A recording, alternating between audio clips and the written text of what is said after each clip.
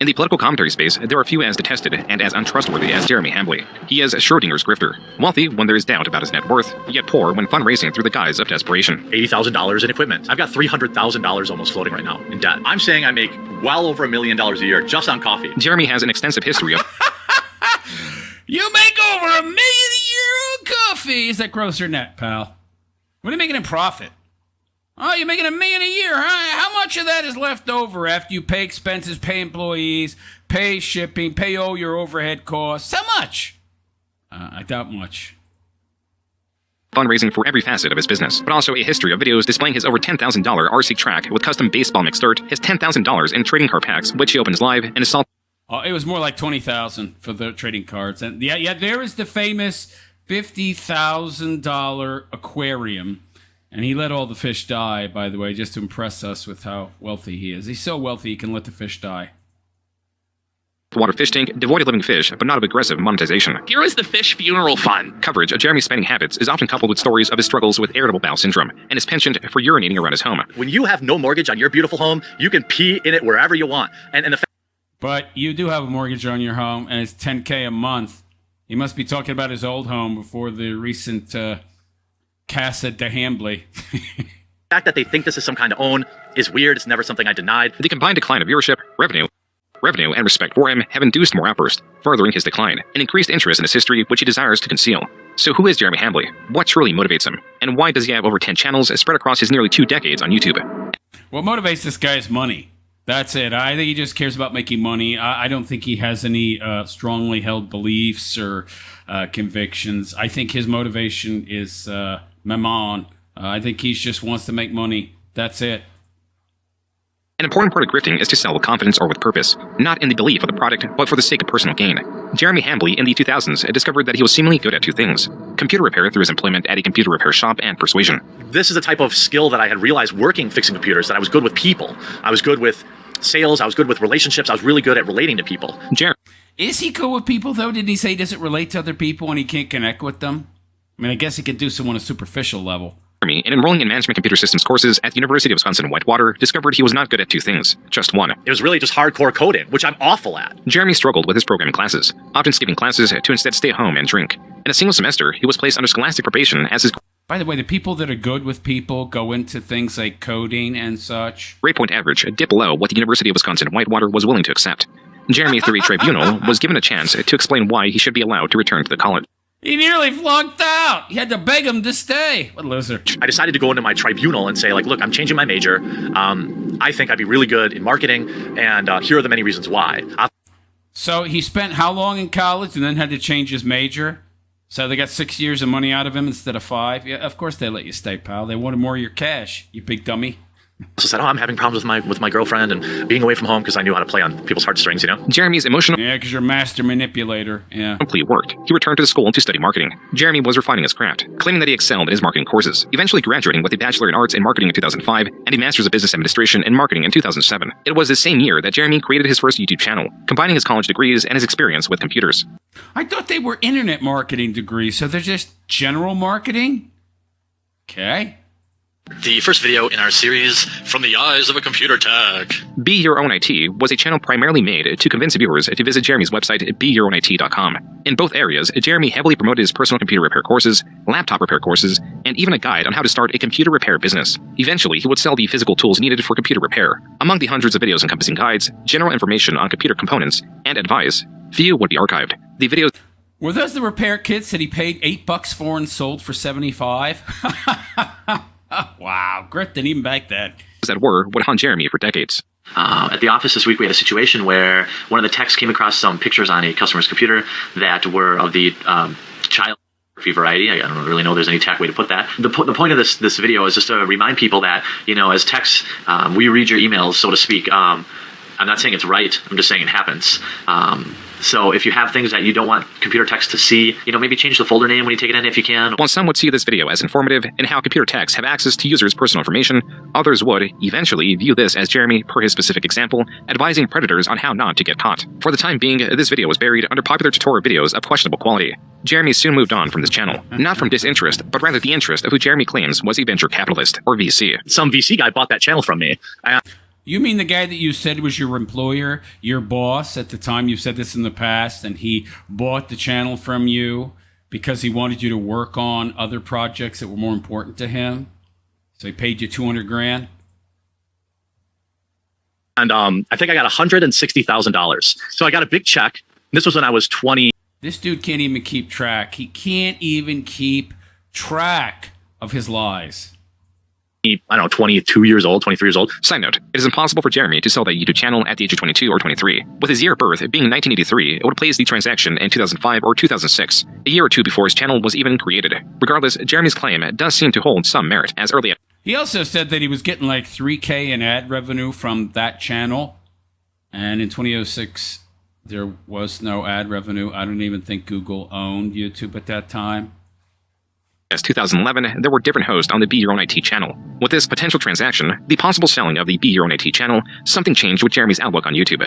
Suddenly, channel growth could translate directly to revenue. The grift, as it were, was not entirely in the selling of products through his personal websites. It could now also be to sell a channel and the website coupled to it. This could explain RC Nightmare, a channel established August 27, 2010. As Be Your Own IT drew from Jeremy's experience with computers, RC Nightmare drew from Jeremy and his best friend Brandon's enthusiasm for RC cars. Skyball! So Brandon worked with Jeremy from the inception of his RC channel in 2010? 16 years ago. Ooh. So that would have put Jeremy in his mid to late 20s at the time. Brandon was 18 to 20, so a little younger than Miss Hambly. Yeah, so he's the Skyball. Great. Specifically higher-end, customizable remote control vehicles, some with the ability to surpass 100 miles per hour. Jeremy and Brandon began by uploading videos focusing on unboxing cars and tutorial videos on how to optimize or install components. Brandon was adept in the verbal and physical breakdown of... That's the Skyball. He looked a lot better later on. He came into his own more. Didn't look as geeky. Vehicles. From the aerodynamics to even the thermodynamics, Brandon speedily named off components and even their composition. Jeremy, however, often spoke of personal anecdotes and the superficial qualities of the vehicles, sometimes even struggling to remove the vehicle from its cardboard platform. This time I'm actually a little bit better prepared to get this thing out of here. So I won't do my fat guy struggles bit. Albeit, I know that's a crowd pleaser. Oh, yeah, you can't get it out of the box because you're fat. I don't know what that has to do with it, but anyway. Oh, maybe you will see it. Maybe you'll get a little taste here.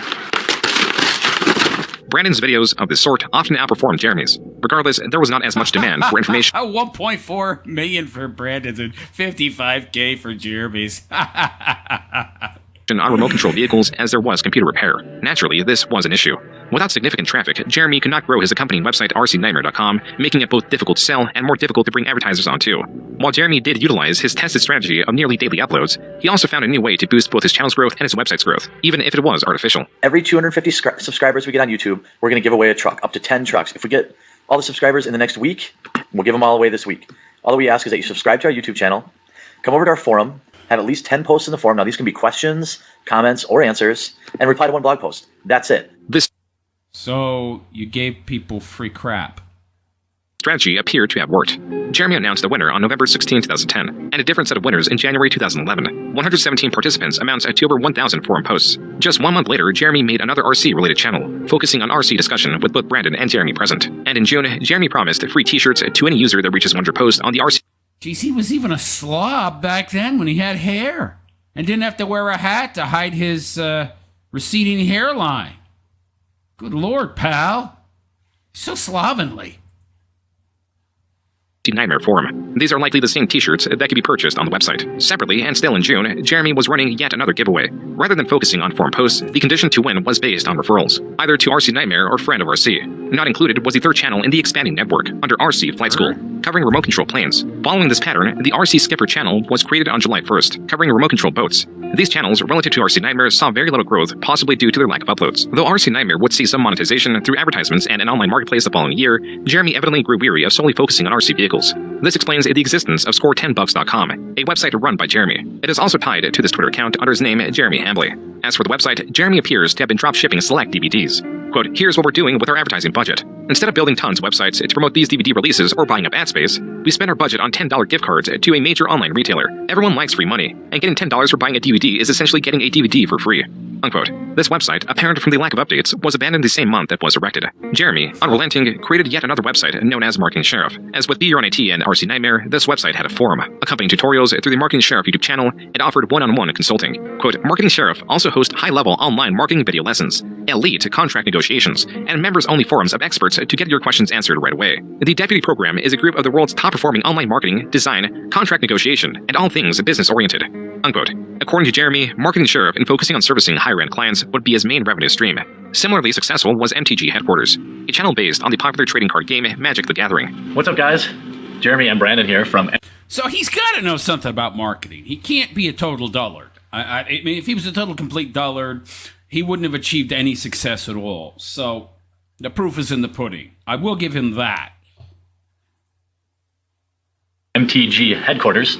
That's right for Magic the Gathering. How's it going? While Brandon would make appearances on MTG Headquarters, this channel was largely run by Jeremy. Rather than focusing on the strategic elements of the game, Jeremy centered his content on unboxing card sets. There were still more channels to be made, such as Team RCN and RCS Spotlight. Both of these channels were soon abandoned, as was the fate for all of Jeremy's RC-related channels. As in early 2013, Brandon had moved, making frequent uploads unfeasible and decreasing Jeremy's passion for the channels. This will be the last time I explain it. I bet it decreased Chair's passion. The cucketh chair remaineth empty because Skybull was no more. Brandon didn't leave. He got a job. And his job took him to Kentucky. And I'm very... So he left. Yeah. Okay. very happy for him. The RC videos soon paused across the board. Jeremy claims to have sold an RC channel, but is unspecific with which one. You know, and then I started a channel about RC cars. I sold that. None of the aforementioned channels have seen any uploads outside of Brandon or Jeremy. Perhaps he means he sold a website. Only that too would be devoid of updates for years to come. Even the bottom of the website's homepage displays Brandon and Jeremy as the owners. So he lied again? Did he make that up too? Wow, this guy can't keep track. All the lies. Whatever the case, the RC channels and website remain largely inactive. Jeremy's focus instead was placed on his Magic the Gathering channel and his blog/self-improvement channel, Me vs. Me. The latter was established under two goals: to lose weight from a starting point of 346 pounds and to drink less. Jeremy Hamley had a self-improvement channel? What the hell? Oh my god. Oh my god, the jokes write themselves. abandoned this channel and possibly his goals in just 3 months. It was here in 2013, with nearly all former projects abandoned, he finally found the success he desperately sought. In making videos opening booster packs to obtain high-value cards, by September 2013, MTG Headquarters reached 25,000 subscribers, making it Jeremy's fastest-growing channel. Like his prior channels, he also created an accompanying website and focused on nearly daily uploads and giveaways. I'm gonna do a giveaway coming up. Stay tuned. So, I'm going to do a little bit of giveaway. Let's get right to it. And that's why I'm doing a giveaway right now, too. I've been trying to give these away, which are the event decks. Jeremy here from MTG Headquarters doing another sicko giveaway. I mean, obviously, I kept the rare, so yeah, you know, I got to support the channel somehow. These giveaways still required users to subscribe to MTG Headquarters or the new set of trading card-related channels. These did not perform nearly as well as his MTG channel. It could be because of his lack of knowledge of the other trading card games. In this video alone, he misnames one of the most iconic first-generation Pokemon several times. Reverse Hollow Charmander, the Reverse Hollow Charmander, and a Reverse Hollow Charmander in the same pack. That happened in a different pack, too. Though it is possible that Jeremy has grown several channels for the sake of selling them, in a late 2013 blog, he states it is because he is lonely. This channel could be a distraction to fill the... He's lonely, but he's married. Right, he didn't have any kids, and his wife is off learning how to... fly. absence of the friendship Brandon provided. Skybull's gone. I guess there's a new Skyrone. YouTube for the community. That's the only reason I do it. I don't do it because I want to make money. Believe me, it's a money pit. I don't do it. Oh, sure. You know, I do it to connect with people. I don't. This isn't as like pathetic as it sounds, but like I don't. Sounds pretty pathetic, pal. Don't have friends that. Well, I have very few friends really in general, and that's not because I wasn't popular, not because I. No, I don't think you were popular. No, it's just life happens. When you get older, you just don't connect with the same people you used to. While Jeremy's loneliness is there, as he will later describe it in detail, the motivation to grow his channel was also likely monetary. Whatever the case, no matter how large his channel would get, he would always desire more. Even with MTG Headquarters at 54,000 subscribers, his largest channel ever, it was still not enough. How do we get... That's kind of why you don't try to fill pits, the abyss within you that is non-physical, non-material with material things. It doesn't work. Doesn't work! To 100,000. How do we continue to fulfill the mission statement that is basically to grow the game and grow such an amazing community? Dude, you're literally just opening cellophane packs and going through cards. It's the lowest effort content you could possibly make, and you can't even read them correctly. And you guys have been truly awesome. So I've opened a store on the website, but what I've decided to do here is actually use a service that you probably heard about called Patreon. I'm going to use it to do amazing things. I've got so many things planned for the website. I'm not going to keep any of it. 100% of it's going to go right back into the site. Jeremy claims he would use the Patreon money to incorporate applications into the MTG Headquarters website, and to have 5 dedicated writers for it. I know. By the way, how can 100% go back into the site? How do you make money to pay your rent and food and bills and booze? It's God, I hate e-begging. It's annoying, but I just think this is a great way for us to work together to just keep the MTG community getting better and better and better. And well, he hates it. Boy, you're very good at it, and you do it a lot for somebody that hates it. Get up and take notice, and then really put together some awesome tools on mtgheadquarters.com, which is essentially everybody's website. Jeremy, now 7 years into creating videos on YouTube, began to refine his approach, where he began simply asking for users to subscribe, and it evolved with giveaways. He was now incorporating purpose and community into his calls to action. Yet there was still room for improvement. His Patreon, as per the Wayback Machine, would not even reach the second milestone. And though Jeremy vowed to grow the MTG community, his efforts and finances were not entirely there. As in late 2014, he created another channel unrelated to Magic the Gathering, trading cards, remote control vehicles, or even tech support. Hey there, I'm Jeremy, and you've come to that part of YouTube where you might be wondering how the heck you got here. Together, with my beautiful wife and our best friend Brandon, we're about as obsessed with the arcade as anyone. Specifically... Brandon? Didn't Brandon move? I thought Brandon was gone. Did you move to be near Brandon? Does your wife like Brandon that much? Brandon must be well endowed, my friend, in many different ways. What? Claw machines. So obsessed, in fact, that we've already bought 4 different machines and have them in our houses. Clawstruck was Jeremy and Brandon's newest channel. Although Brandon had moved away, Jeremy was dead set on moving near him. Time had passed, and I kicked around the idea of moving to Louisville, and, well, I've decided that I'm going to do that. And Jeremy moved to Louisville, Kentucky, just to be near Brandon? What? Dude, you're a loser. I'm sorry, but you are a loser, Jeremy. Okay. You can have all the money in the world. That don't make you a winner. You're pining away for another man so much you move to be near him. Or was it perhaps your wife that wanted to be near him? I don't know.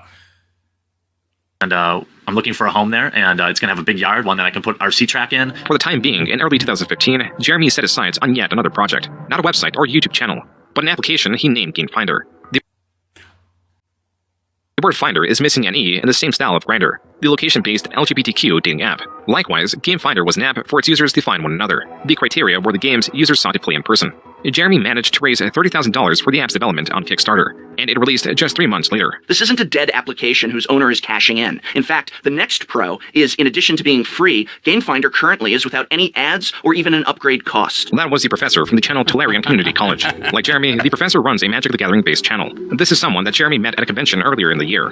The professor was one of the creators Jeremy got along with. The same cannot be said about Wedge from the Manosphere, a creator that canceled a meeting of fans and creators because Jeremy was to be in attendance. All this is explained in this video from Darium CCG. So even with Jeremy being somewhat infamous in the Magic community, channels like Tolarian Community College were willing to be fair when assessing Game Finder.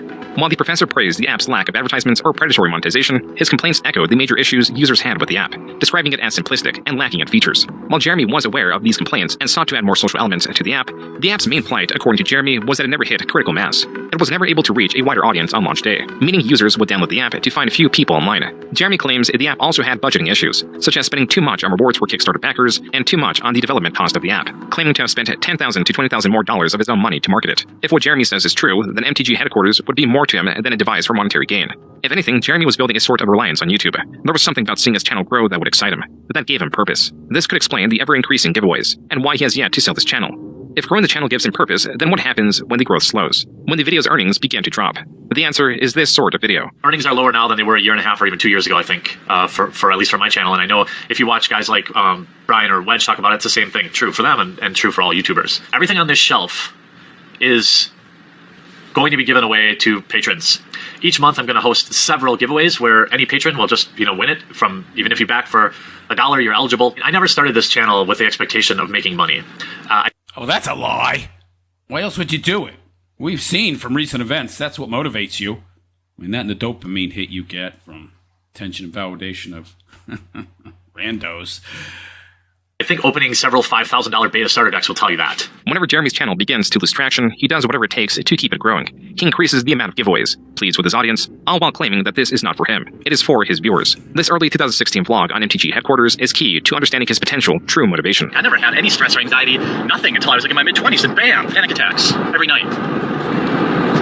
I know it's a combination of my brain chemistry and things I do. Not getting enough sleep, drinking too much caffeine. If I Becoming too invested in your YouTube channels and how well they do or don't do might have something to do with it. drink too much alcohol too many days in a row, I'm at like a higher risk for it. That was a video of Jeremy describing his anxiety issues, something that began in his 20s, something that he has been unable to shake. Earlier in the same video, Jeremy explains how, approximately 30 times a day, he reaches into his pocket to make sure his Xanax is still there in case he has a panic attack. Coincidentally, the rate at which he's been getting these has seemingly increased since his channel's growth has slowed. Jeremy specifically cites how he's already had 2 panic attacks within the week he made the video. What is being established is a vicious cycle that would bind Jeremy the more he fit into it. The more Panic attacks? Is this what he claims causes his diarrhea? He said he has anxiety diarrhea? I've never heard of that. he would try to maintain endless growth, the more it would crush him. For the past year, I've been running myself ragged, trying to run a business as well as YouTube full-time. And while it's been worth every long night, it's unlikely I can continue this pace much longer. I'm just so tired all the time. Now, you may have heard of me talk about my Patreon for several months now. The truth is, the support I'm receiving on my Patreon is literally the only reason I can spend the amount of time I do now on these YouTube videos. What I so desperately want now is the chance to take my channel to the next level. In this video, released April 2016, it appears Jeremy was reading a pre-written sales pitch, asking his audience to increase their support on his Patreon, allowing Jeremy to reduce the time spent on his clients for marketing the sheriff. Does that work? I guess it did. A lot of suckers out there. Claiming it is for better or more diverse content on MTG Headquarters. While Jeremy did make good on diversifying his content with the increase of collaborations, interviews with Magic the Gathering artists, and even PowerPoint presentation guides, none of these videos could trump his simple, effortless card-opening videos. As much as Jeremy desired to change and improve into something superior, he could not find any footholds, and was slipping into a breakdown. Now, I wish I'd done a lot of things differently. I wish I was friendlier with other Magic YouTube channels. I wish YouTube ad revenue wasn't less now than it was a year ago. But I can't change any of that, really. It was just a month later, in May 2016, that Jeremy went on his infamous Twitter rant, spurred. He's been using the same excuses for, part of the problem is YouTube ad revenue. Oh, it's down. Dude, it's been down, if we listen to you, since its inception. By this panel. Women are playing Magic and we're here to stay and there are only going to be more of us. And that's kind of the conversation I want to have now, instead of just looking at us as something that is weird and should be studied. This panel was streamed and uploaded in video. Oh, this one's got a unibrow. Yikes. These are not beauties, man. Oh, these are the women who play Magic, huh? They look very much like the men who play it. Okay. It is titled Women in Magic Panel, and sits at only 22,000 views. It is not at all a video of major significance, and is of 4 female judges discussing their experience in the Magic community, from the sexual harassment they receive, to wanting women in Magic to be treated as a norm in the Magic community. Ladies, I don't think you were getting any sexual harassment, okay? I think you made it up. Louis Scott Vargas, a streamer, quoted a different Magic creator who posted the link to the video on Twitter, noting how ain't no dudes that desperate, yo! How disappointing the comments were in response to the video. Jeremy, under his MTG Headquarters account, responds by stating that they should not be so thin-skinned. Yet another creator joins the conversation, emphasizing how people should be less crappy to each other. Jeremy responds, quote, "I simply choose to not be offended by what anonymous commenters say. That's a lot more obtainable," unquote. I simply choose not to be offended. Isn't this the guy that was spurring out for weeks on Twitter, getting blackout drunk and being extremely offended and acting out? Wow, this guy. The conversation then moves into gender and skin color. Jeremy stating it is entirely irrelevant to Magic players, and how his penis does not in fact make him stronger. This kicked off a new set of tweets, not directed at any individual creator, rather the Magic community in general. Quote, "So many mindless betas in the MTG community. Come on, sheep. Demand proof. Statistics. You know, actual evidence. Attention, sheep. Formulate your own opinions. Being wrong is simply better than parroting popular opinion. Apparently presenting a logical alternative to playing a victim means you hate women. I should have known better, lol. Going back to real world. This era of feminism gets lost in spending more time shaming actual conversation. I love women. They are every bit are equal," unquote. No, they're not. You big simp. What are you talking about? Jeremy would delete these tweets soon after posting. This would not stop them from being archived and immediately posted again on Twitter. This user takes note of his specific tweet in response to a comment about planeswalkers needing their own bathroom. Jeremy adding that they should send their urine into the aether. This was viewed as a commentary about the controversy of trans people requesting to use the bathroom of their gender identity. Jeremy responds to this screenshot with, quote, "Things turn toxic, so I clean them up. But yeah, you're right. Planeswalkers should use their own bathroom in the aether, kid," unquote. I mean, this is what was going through my mind. You guys think that joke is transphobic? Do you think that joke makes me a monster? Let me show you what a monster is. According to Jeremy, the pushback from his comments encouraged him to double down and act more aggressive, even if his intent was not an honest commentary. Yeah, that's his modus operandi. Push the envelope. Oh, I'll show you what a monster is. Yet that's probably the wrong response. Even though Jeremy frames it this way, he would first attempt to regain the favor of the community with an apology on Reddit. Quote, I want everyone to feel included in MTG. You can't really control how people react to certain things, and certainly Twitter is not a great place to have a complex discussion on gender issues. Everything I said after my original few tweets was at best insensitive and at worst outright wrong.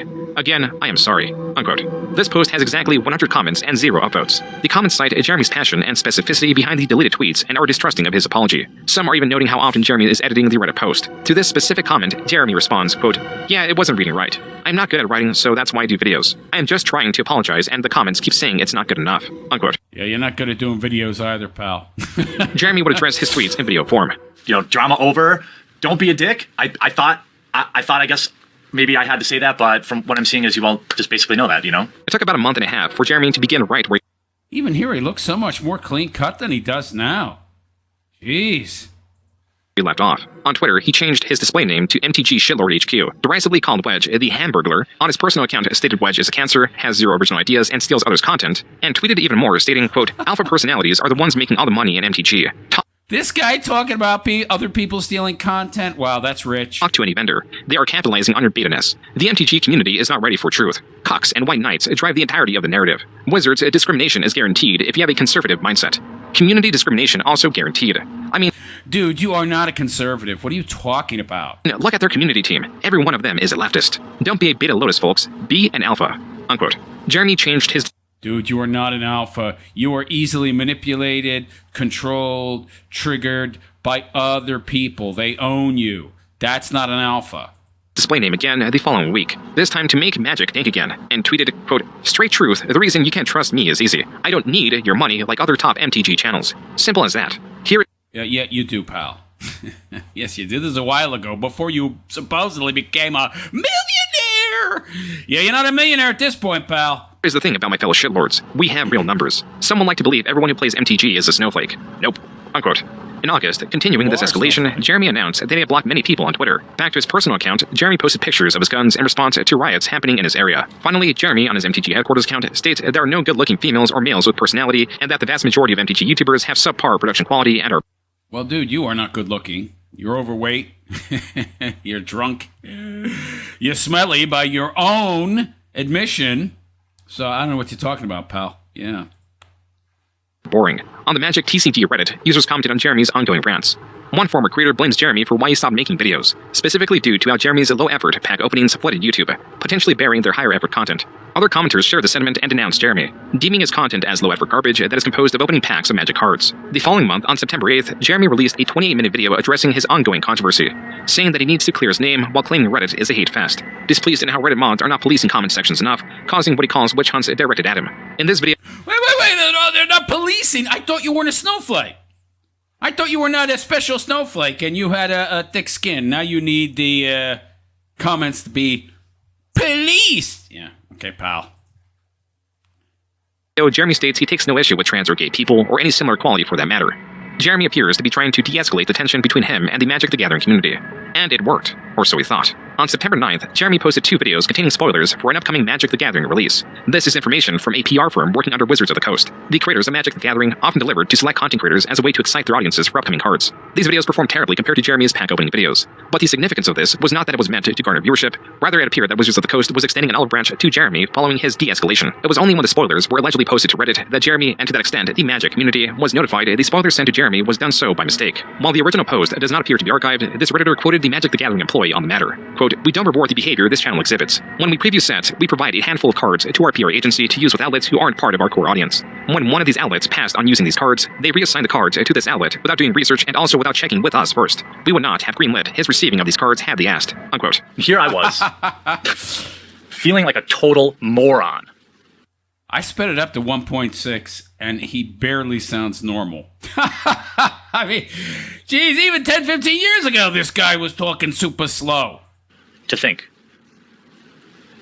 that Wizards had just extended the olive branch and everything was going to be good. Jeremy in this video compares that statement as an endorsement to witch hunt him, simultaneously claiming that Wizards of the Coast are listening to an extremely small minority of 30 or 40 people, while also stating that he is receiving a massive amount of hate. The one Proof! Evidence, Jer! Show us the proof and evidence that you demanded of others. Crickets. boom with this controversy is that Jeremy had a newfound angle to solicit donations. One that could weaponize culture and anger, a combination that would bring him much strife, but also considerable wealth. You can speak with your wallet and take the plunge and back us on Patreon. The more backers we get on Patreon, the louder voice we can have, the more interesting things we can do. Wizards can't. Wizards won't fly me out to PAX. We'll go to see them at PAX. That Patreon gets big enough, I'll fly to every major event and I'll stand there and do coverage for you. As long as other people pay for it. And I'll try to keep it real, 100%. This was the beginning of Jeremy's capitalization of Outrage. In the following years, Jeremy would master his craft. Meanwhile, with the understanding that he was not welcome in the Magic community, Jeremy revived Pokemon Headquarters while still posting to MTG Headquarters. The video announcing his return sits at less than 1,000 views. Jeremy posted on his Pokemon channel from late 2016 to early 2017. The channel failed to gain any momentum, with its videos far underperforming compared to videos found on MTG Headquarters. It was here that Jeremy resigned himself as a pack opening channel with the occasional commentary video. The latter type of video was often on the topic or tangential to his infamy. If you would have told me that there's a man more universally hated in the Magic YouTube community than me, I would have told you, you're crazy. On June 5th, 2017, two things happened. Jeremy posted his final claw machine related video on Clawstruck and live streamed while drunk. While he often tweeted at or commented on other creators in the MTG community, there was one that he targeted unprovoked. This was cosplayer Kristen Sprinkle. Serial virtue signaler and crying for Patreon dollars cosplayer. I remember hearing about this. He went after her. Yeah. See a Sprinkle run, posted I think he was into her. That's what I think. yesterday. Allow messages to my Facebook page again. Question my life choices immediately. Posting out, came for cosplay inspiration and left only with an erection. In all seriousness, though, I love your work. Okay. Jeremy was commenting on Sprinkle's post and the comments found within. A post about receiving unwanted comments. Here we go. Victor Puente, cuckold. You know this dude's a cuck. Oh, yes, she's just under constant anonymous direct message assault. Like, she is literally triggered. Here goes cuckold number Nicholas again. It makes me sad that you have to be. It makes me sadder that I'm not even surprised. Me, despairing over social norms. If you're going to creep, at least have some decent grammar. I'd agree with that. Obviously, Sprinkle is a pro cosplayer. You know she's a professional cosplayer by the fact that she has to solicit Patreon dollars and then cry in her Patreon video to get loser beta cucks to give her money. I mean, it is... But don't you do that? And it's kind of more pathetic, isn't it? Because, I mean, at least when they do that to her, they have the hope, the desire to maybe get, you know, at least a hand job. You're a dude. You got people simping for you as a dude. It's not so good, man. Like an all-you-can-cuck buffet on this thread. Oh, I'm sorry, Sprinkle. Let's look at your cosplay, your art, where some poor 14-year-old kid was unfortunately made an erection comment about you, and fuck him for being such a degenerate. I mean, what is sexual about this? Nothing, right? Oh no, totally nothing sexual about this. Oh yeah, here you go, Sprinkle. Another totally non-sexual picture where the Pokeball happens to be right on your fucking bush. Okay, let's see what we got here. Oh yeah, you're wearing a bodysuit. Yeah, nothing sexual about that. Oh, here you go, wearing basically a bra. Yep, nope, nothing hot about that. Here we go again, more basically 75% nude, nothing sexual. Is it just me, or does he seem upset that she can grift off her looks and get money from men? And that he's, you know, big and overweight and obese, and so he's not desirable in the looks department, and so, you know, he can't really have as easy a time. But dude, you literally just open cellophane packages and sort through cards. I mean, doesn't get more low effort than that. I mean, at least she has to have some imagination and, you know, pick these outfits, and she's, you know, she's got a pose, and she's got to have a photographer, maybe. I mean, that takes some effort, right? I don't know what he's upset about.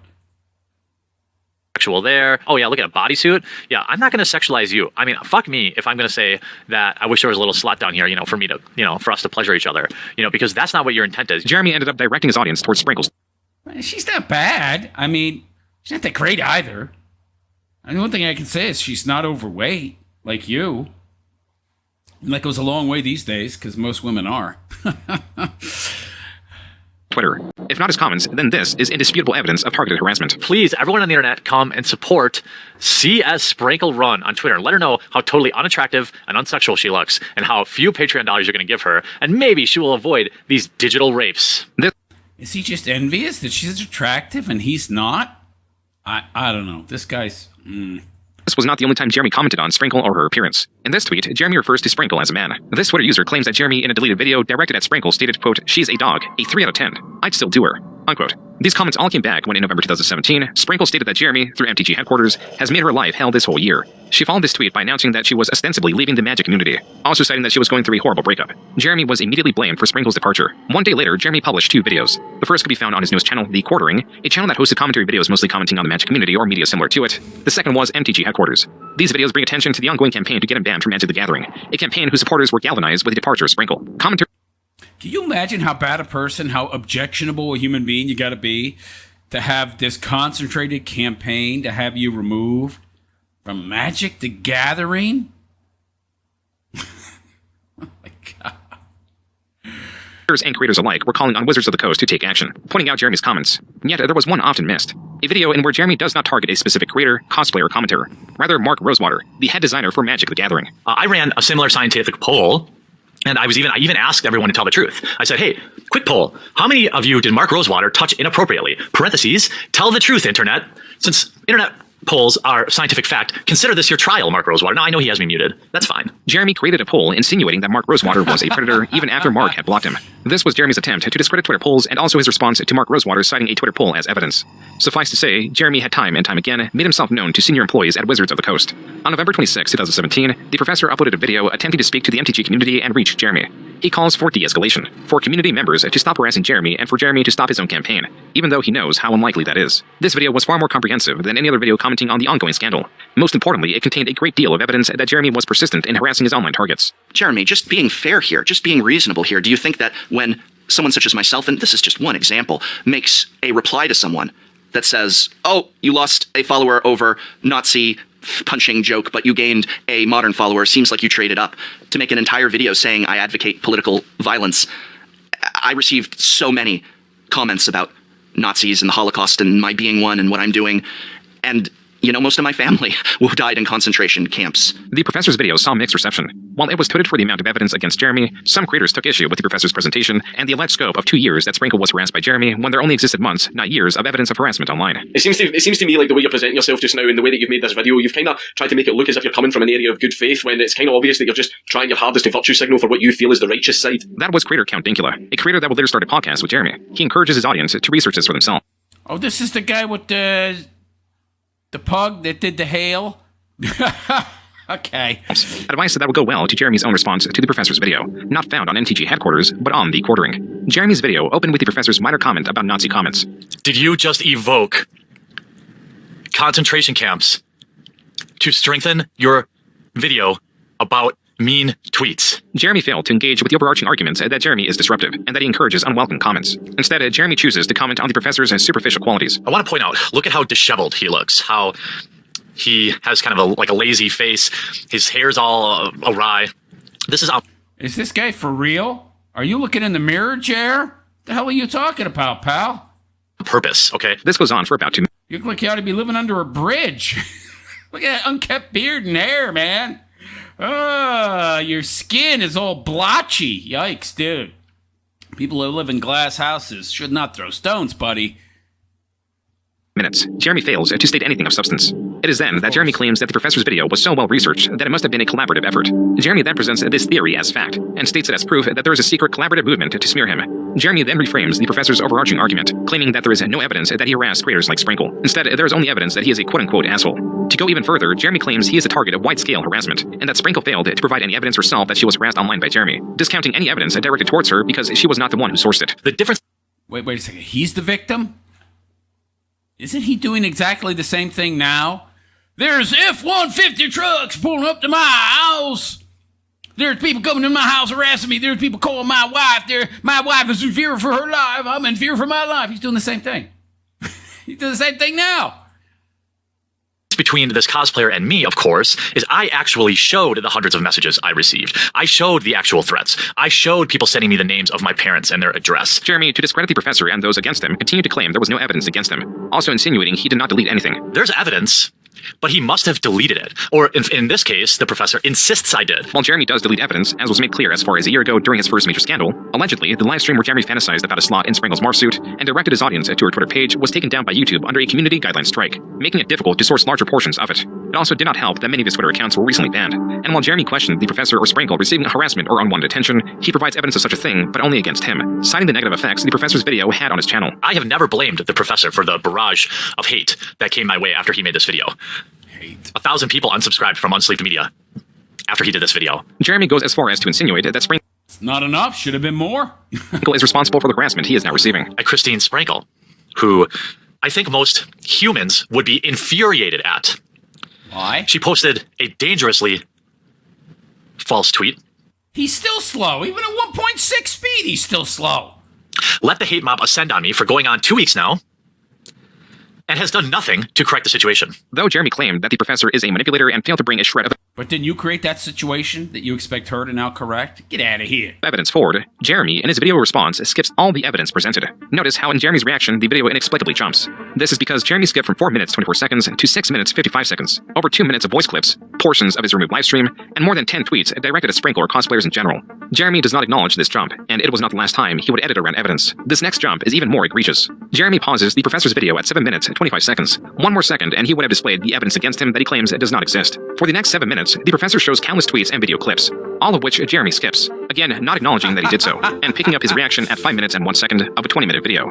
Jeremy closes this video by insinuating the professor is similar to Adolf Hitler. Someone who is willing, as I said, to literally evoke the Holocaust on their petty crusade to silence and ban someone whose ideas they disagree with, someone whose ideas they don't have to interact with. Nobody. So he just weaves narratives. That's what he does. He speaks to people's ignorance. He plays on their ignorance. He weaves a narrative, and he relies on them staying ignorant and not looking into things more and just trusting and believing him. He's a master manipulator. I gotta give him that.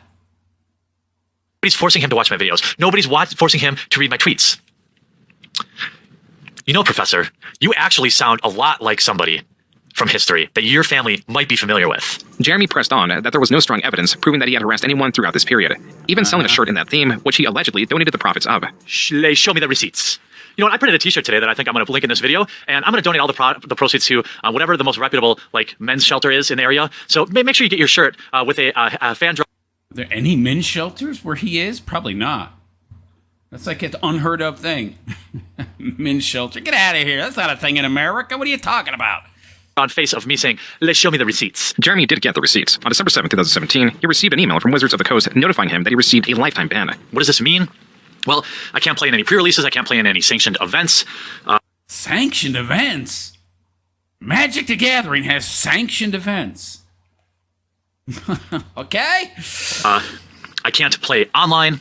In fact, they actually confiscated my entire Magic Online collection. Jeremy claimed he recouped the cost of his digital collection via PayPal chargebacks. As for the video announcing his ban, there is something seemingly He's buying digital cards? Wow. Dude likes to waste money.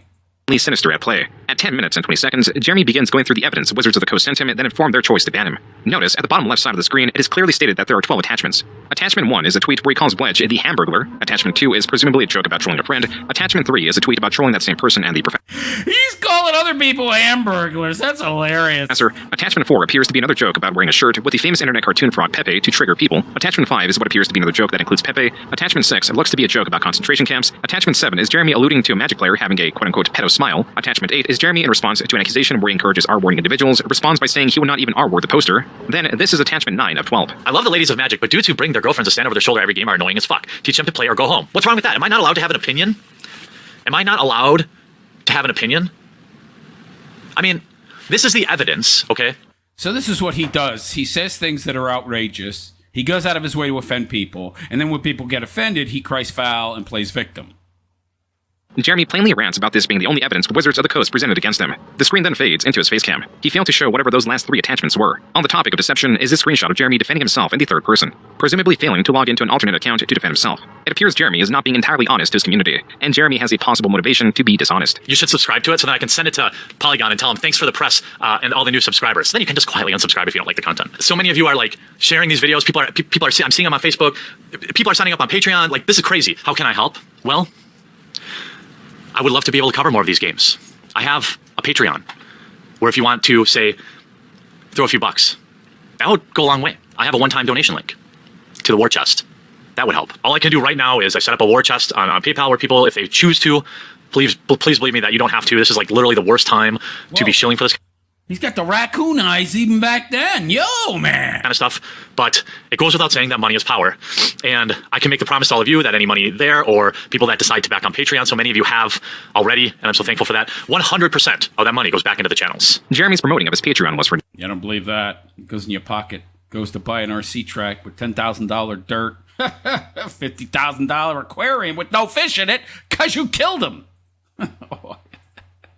not, because come February 2018, it would be banned because, quote, you recently doxed members of your online community, unquote. This could have resulted from Jeremy's new crusade against pedophiles in the Magic the Gathering community, specifically Because he didn't know how to take care of the fish. I'm obviously not saying he just outright killed them. judges, mostly all former judges, that were convicted but not on the banned list next to Jeremy. Though Jeremy failed to find a large number of active judges that were predators, his attention to the matter did appear to influence an update on Wizards of the Coast terms and conditions that force stores to run background checks on their staff and those who they engage with that interact with the public, meaning judges. Though Jeremy was not credited for influencing this change, it was celebrated amongst the Magic community, a community that, due to his ban, Jeremy was drifting away amicably from, as in this video, he claimed that he made contact with Sprinkle and the two apologized to each other. Jeremy then renamed MTG Headquarters to Unsleep Media in an attempt to pivot to covering the card game genre as a whole. His recent scandal introduced him to a cast of new allies and helped him find a lucrative genre of video that he had been making for the wrong audience. The same type of video that created enemies in the Magic community was going to usher in Jeremy's largest and longest running channel. And all these people grew up to be the same fuckers in middle school that were like, well, if you don't subscribe to the popular idea, maybe Pogs at the time, or starter jackets, I don't know, I'm old, then you're not cool. You're not old, son. You're not old. Or if you were poor, you weren't cool. Or if you know, You're overweight, not out of shape, so you feel old, but you're not old. there's a whole variety of things that would make you outcast. But now, when they get older, they get a little power on Twitter, they can find more people that, it's like the blob, and then they become this massive thing of The blob. groupthink and toxicity that's trying to push everyone out who disagrees and then just absorb more people into their ideology. What I want to do, hopefully, with this channel is to push these conversations forward. Obviously, I don't want any bullshit SJW book. As always, SJW's always lies. SJW lesbian space gem. SJW red-haired, blue-haired mohawk guy. General SJW buzzwords. Lol cow, milking the feminist lol cow down. Classic SJW stuff. BuzzFeed hates my feminist agenda person's feminist propaganda. Everyone Interesting how he's mentioning lolcows back then. Yeah. He will go on to become one. The biggest one, baby! needs to stop getting triggered. I'm not a fan of Brie Larson. Brie Larson. Maybe it's because Brie Larson. Your favorite, Brie Larson. Brie Larson is going to help you. That Brie Larson. Just you and me. All female, mega diverse MCU film directed by Brie Larson. Do it. Just posting, my fifth Brie Larson video in 30 days. Oh. Things like that. I'm already known as the guy who made 1,000 videos about Brie Larson. The action has got to be live. It's got to be in the moment. I also have to admit that I really dislike Brie Larson. Has he ever heard of a comb? Good lord, man! Though Jeremy may be capable of having a nuanced discussion, for the vast majority of his videos, he certainly does not display it. In his past, his incuriousness and inability to formulate a cohesive argument has forced him, time after time, to make videos reliant on emotion or sensationalism to draw an audience. This is why Brandon's technical breakdowns in their RC channel often outperform Jeremy's. It is also why Jeremy was relegated to opening packs of cards in a game known for its complexity and strategy, areas explored and dominated Yeah, he's lazy. He's lazy! by his contemporaries. When forced to create meaningless content, the only variable Jeremy can control is content frequency. Card opening videos were easily replicable. It created competition that Jeremy admitted he could not compete with. Guys like Open Boosters came along and kind of slayed the beast in terms of, ultra rare vintage product openings. This is not the only time Jeremy was outperformed by other channels. And also there were a bunch of claw machine channels. Here's some deep lore. They were faking their wins. It's hard to compete winning a plush, Bart Simpson plush, when these, 15-year-old kids are faking winning Xboxes and this and that. So everyone lost faith. Jeremy is limited to producing What is the hat? Can somebody tell me what that hat is? What is that? He's got some weird starfish on his head. I don't know. I'm old. sensational videos. He is deceitful and or manipulates footage to favor him, and he uploads frequently and typically on the same day the video was recorded. Jeremy is a perfect fit for a political commentary channel, but political commentary narrowed to only culture, and again narrowed only to pop culture. For Jeremy, the era of selling channels had passed. Now it was the era of selling outrage. If this was all that Jeremy did, he could be very successful. Only he has two major flaws. There is a part of him that demands respect online. The same part of him also seeks fellowship online. These two elements drive the opposite of the desired result. Thank you for your purchase. Sargon of Akkad would like to personally thank you for your purchase of 1 vial of his semen. This is a lot. Do you think I don't know if you use it to season or what, but here goes nothing. Can't say I've ever tasted anything like that before. It's almost like when you have Cinnamon Toast Crunch and you have the just the cinnamon and milk at the bottom of the bowl. That was a video titled Sargon of Akkad's Semen Taste Test. Sargon of Akkad is a creator that makes similar videos to Jeremy. He is someone that Jeremy greatly admired. What the That's the most disgusting... Oh my god, that makes me sick. This guy, oh Lord have mercy. To make this strange, sarcastic video because Coach Redpill, a creator in the same space as Jeremy, commented about such a thing. Coach Redpill asked me, actually stated, really, keep sucking on Sargon's dick, boy. V says that Sargon's cum tastes awfully good. So does it. Jeremy is not one to save face or cut his losses. This exchange was the first domino. It would bring more confrontation, and that confrontation would have Jeremy reveal otherwise private information. On May 21st, 2018, Jeremy and Coach Redpill confronted each other on a live stream. I'll go education. I'll go house with you. I'll go wife to wife with you. I'll go bank account to bank account with you. I don't think you want to go there. Okay, sure. I will. How many children? I will. How many children? 0. Okay, I've got 4 by 3 different women. Okay, so you're a shitty dad. Congratulations. Jeremy and Coach Redpill also compared their Why is he a... Why does that make him a bad father? Because he has a bunch of kids by different women. That doesn't necessarily... Interesting take there, Jer. So if you have 3 kids by 3 different women, you must be a bad father. I don't think that necessarily follows. Seems like a non sequitur to me, but okay. subscriber count. Most importantly, the two compared their estimated net worth. How many figures? Net, probably low sevens. Okay. Yeah, I mean, he's self-reported. You can't trust these numbers. I don't believe them at all. Low 7 figures? Yeah, lie. And this is years ago, by the way. At 35. At 35. Okay, good. Oh, he wants us to believe at 35 he's making 7 figures on YouTube. That he has 7 figures already. I don't know. Anybody believe that 8 years ago? I mean, maybe. Possible, I guess. He ain't got that anymore. Jeremy claimed to be a millionaire. This would not be the last time he would flaunt his wealth, but it was the first time and perhaps the only time that Jeremy provided information on his net worth. This otherwise worthless information is dangerous when put alongside any would-be desperate plea for financial assistance. For the moment, it would drown under a sea of noise. For the present, it was mid-2018 that Jeremy was hitting a stride in spotlighting social justice warriors, or SJWs, a derisive umbrella term used to describe indignant, unruly adults. Jeremy was able to recenter the frustration pop culture enthusiasts felt in their hobbies, such as comic books, towards these SJWs. While Jeremy failed to move the conversation, if anything made tensions worse, he was successful in growing the quartering, going from 1.5 million views a month to 7 million by August, then to over 10 million views a month nearing the end of 2018. During this time, Jeremy started the podcast channel The Incredible Salt Mine with 2 other creators. Stories told in these episodes. I guess maybe he could have that much. 11 million views if they're long form. Is this before shorts? 40, 50,000 a month maybe? 30, 40? I guess it's possible. Those numbers kept up long enough consistently. Would haunt him far into the future. This specific story only made possible due to a chat member donating $500. Somebody just fucking donated $500. I have to tell the story about how I shit my pants now. Oh, you do? Once upon a time, I believe I was probably 32, 33, maybe 34. So hang on, what was that, a couple of years ago? How old are you? Yeah, I'm 36. Okay. By the way, this is pretty sad. The hallmarks of his life can be tracked by embarrassing events in his life. Not by his kids, first tooth or first steps or anything like that, because he has no kids, but crap in his pants. Wow. What a meaningless existence this guy has. So yeah, it was vivid. The memory is vivid. We're at Walmart. We had just eaten, my wife and I, we had just eaten a Qdoba. And when you're going to have I would say, watery shit, you can kind of tell. What's a Qdoba? I don't know what that is. Like your stomach kind of gurgles and you know it's going to be bad. Well, we're grocery shopping and it starts to hit me. I'm like, oh, I got shit. We're in the front of the store by the vegetables. The bathrooms are way in the back or in the front of the store, like on the other side, looking for avocados. And then it's like, oh shit, it's time. And my mind immediately goes in like slow motion where I'm doing the calculation. I realized at this moment that there's a real possibility I might shit my pants because it was just like fucking happening. I start thinking, well, if it happens, I don't want it to be up front by all the checkouts where everybody sees me. So I decide to take the longer route to the back because I know I can kind of duck through like the clothing and like the automobile section. People aren't going to see me in case the inevitable happens.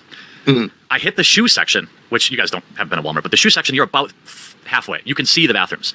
Mm-hmm. The second I see the bathrooms, I get like shit radar. And I'm like, okay, it's happening now. I'm starting to think, okay, if I have to shit in the store, where is the best place to shit in a Walmart? Because I'm not going to make it. I knew for a fact I wasn't going to make it. So I cut down the shoe aisle because nobody goes shops for shoes at Walmart. And then I've resigned myself to shitting my pants in a Walmart at this point. I'm thinking, okay, so my wife's gonna have to find me like some sweatpants or something. I'm going to shit my pants. It's happening. And at that moment, a little came out.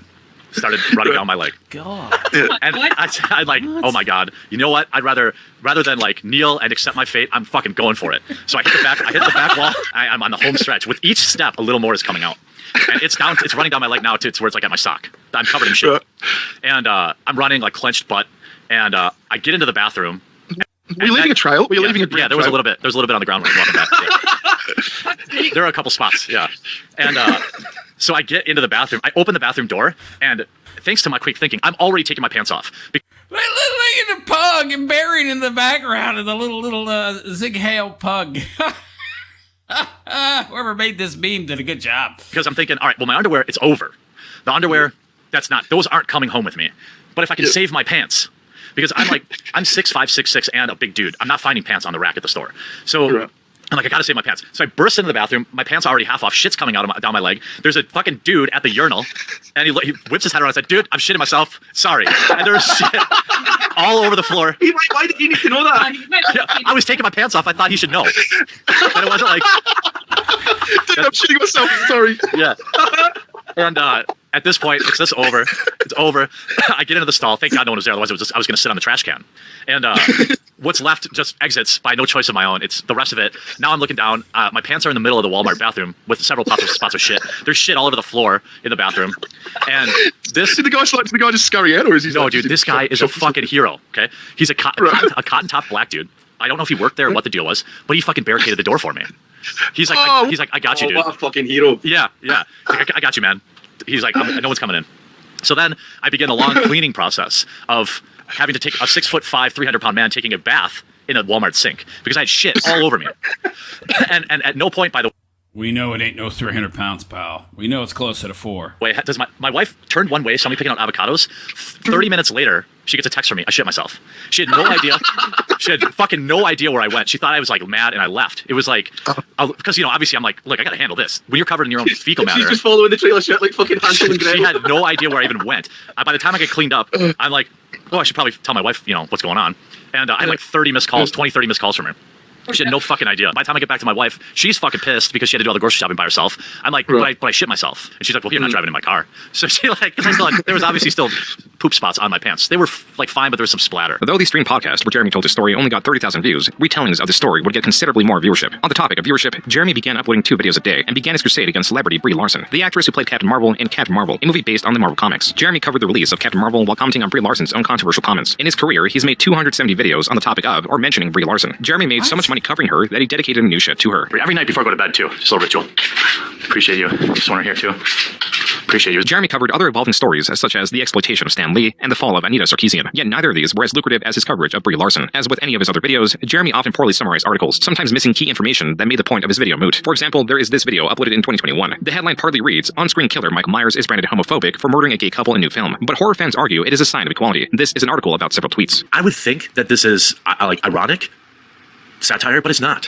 Quote, the Twitter user later added, "If it wasn't already clear enough, this tweet was a joke, so please stop attacking me." Unquote. Not only is this in the article Jeremy is reading, it is on screen while he is contradicting it. It does not end there. I got so many people outright stating very obviously fake, false information, so easily researchable, and then stating it so emotionally as fact that it made me think these people are actually insane. As profitable as it was for Jeremy to monetize nonsense outrage and antagonize others on YouTube or Twitter, back in 2018, some posts would have lasting consequences that outweighed any monetary gain or support. On June 30th, 2018, in response to Matt Fantastic alleging someone was being predatory, Jeremy, as he did with Mark Rosewater, claimed, quote, "Someone once told me Matt Fantastic did some horrible things with young boys. He should pay for what he did. Listen and believe me." Unquote. What? This is the window he punched in after not being able to continue to punch me. Here's some witnesses. Hey, did that guy just ask my name and then start assaulting me? Yeah, he actually said, "Hey, are you Jeremy Hambly?" And he said, "Yeah," and he goes, "Fuck you," and reached over and started punching you in the head. I don't know if you saw the YouTube footage, but just got here to Gen Con 2018. Was hanging out with basically Gen Con royalty. On August 2nd, 2018, Jeremy was assaulted at a bar near Gen Con, a convention he was attending. Jeremy explains the assailant asked him to verify who he was before striking him repeatedly on the back of his head, then fled before the police could be called. Jeremy also alleges that the bar initially refused to call the police. Look at this shirt. Fucking ripped my shirt. Wait, hold on. Ripped all the buttons off my shirt. Fucking, my arm is bleeding from, here, let me put it this way. Can you see that? That's just from me trying to pull away from this guy. Like, he probably thinks he's so fucking woke. He's gonna go tell his buddies how cool he was, right? For attacking somebody when they weren't even looking. Quote, I'm keeping a lower profile, but I'm straight chillin', doing fine. Telling stories about me online is what it is. No charges. I haven't fled the con/state. I'm drinking beers, playing games, and doing business with my friends. Unquote. Matt Fantastic, the assailant who was identified the same day of the attack, ended this post with hashtag punch Nazis. On the 4th, Jeremy commented on the widespread coverage of his assault, remarking on the support he was receiving and vowing to pursue legal action. And though he initially wanted to prematurely leave Gen Con in fear of another assault, he made the decision to remain for his previously appropriated time. With videos of support pouring in, Jeremy on August 9th created a GoFundMe for the purpose of suing Matt Fantastic. The fundraiser undershot its goal of $40,000 by $6,000. Still, Jeremy went forward with it. In the midst of filing, Jeremy received an email from the Gen Con company, informing him that he and Matt Fantastic were banned from attending future events. A decision influenced by the possibility of further retaliation at Jeremy at a... It doesn't seem right. He gets attacked, and they ban him? upcoming conventions. The results of the lawsuit, to some, would be similarly disappointing. Rather than reaching judgment, Jeremy and Matt settled. Matt's apology in video form appears to be a condition for this settlement. Hi, this is Matt Loader. Some of you know me as Matt Fantastic. Just prior to Gen Con 2018, I let my anger get the best of me and physically confronted Jeremy Hambly outside a bar in Indianapolis over statements he made about me previously. I unequivocally take responsibility for my actions that evening, which were wrong, and apologize to Jeremy for my thoughtless conduct. Matt looked gleeful in his apology. The guy is an emaciated, skinny, fat little midget compared to Jer. Why didn't you stomp him into the ground, Jer? Something that was not lost on those reacting to Jeremy's video. Quote, Matt is basically smirking at the beginning of his apology. He clearly doesn't think this is a serious situation even after losing. Since we will never know the terms of the settlement, I suspect from his smugness that he was not made to pay out much of anything. Probably not even the cost of Jeremy's lawyers. Since Jeremy only said, quote unquote, remaining funds would be donated, unquote. This was just the first of Jeremy's fundraising efforts started in 2018 to reach an unsatisfying conclusion. The second was a fundraiser for Exclusively Games, a video game, tabletop, and arcade game media website campaigning as a space devoid of politics. Quote unquote, all games, no politics. Though Jeremy had experience managing websites across several channels with little overhead, this changed in 2014 when his Patreon asked for $5,000 per month for a full staff of presumably 4 to 5 writers and an application development team. This changed again in late 2018 when Jeremy claimed running a website and now cost $30,000 for 3 months. He also stated in the fundraising that he pre-funded the graphic design of the website, the HTML. $30,000 at $10,000 a month to run a website? Coding of the website, the bulletin software, and the website's forum. The $10,000 a month was to pay for articles, editors, mods, social media managers, ongoing graphic design, merge creation, and server protection. The funding concluded with $159,443 raised. The website appears to have launched early 2019 to little fanfare. This is quantifiable because the articles have a view counter underneath them. While some would get as high as 8.5 thousand, others would slump to 400 views, a fraction of the viewership Jeremy was receiving on his main channel. Additionally, the website did not seem stringent in its policy to keep politics out. For example, there is this article covering Roblox reversing PewDiePie's ban on the platform. The article cited this image as the explanation for his ban, naming specifically a redirecting of unsafe and inappropriate sites/channels, alongside inappropriate behavior. Though this reasoning was dubious as the ban was reversed, and it specifically arose through an erroneous flagging system, the article cites the reasoning for the initial ban as a quote-unquote political decision, while failing to expand on how it was politically motivated. Though most of the commenters do not question the writing, this user does. Quote, isn't that political? I thought this site should be free of this kind of stuff. Unquote. A different user responds, quote, type text here. Ellipses. Not really. An influencer was banned from an online video game. Was it for 2 political reasons? Maybe, but it's still interesting to know. And the writer isn't giving his opinion on the ban either. Unquote. Exclusively Games also had a YouTube channel where reviews could be found not adhering to the policy of no politics while claiming to be doing such a thing. The reason it's called Exclusively Games is that its writers do not inject political agendas into their articles, which has become, sadly, as many of you know, all too common in the gaming industry today, especially in games media. So that's what it means. It means no political agendas. It does not mean no opinions about anything. For the most part, fairly inoffensively done.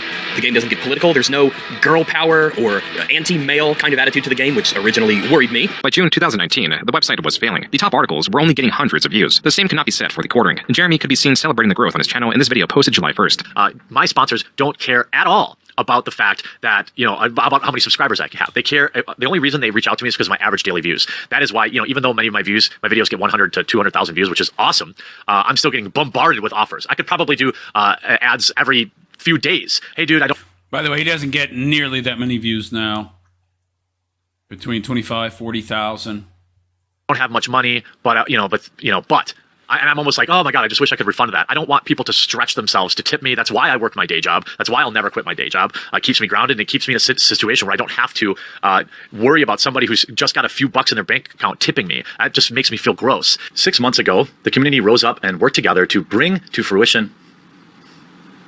6 months ago, the community got together and... Did he even have his day job at this point? I don't think so.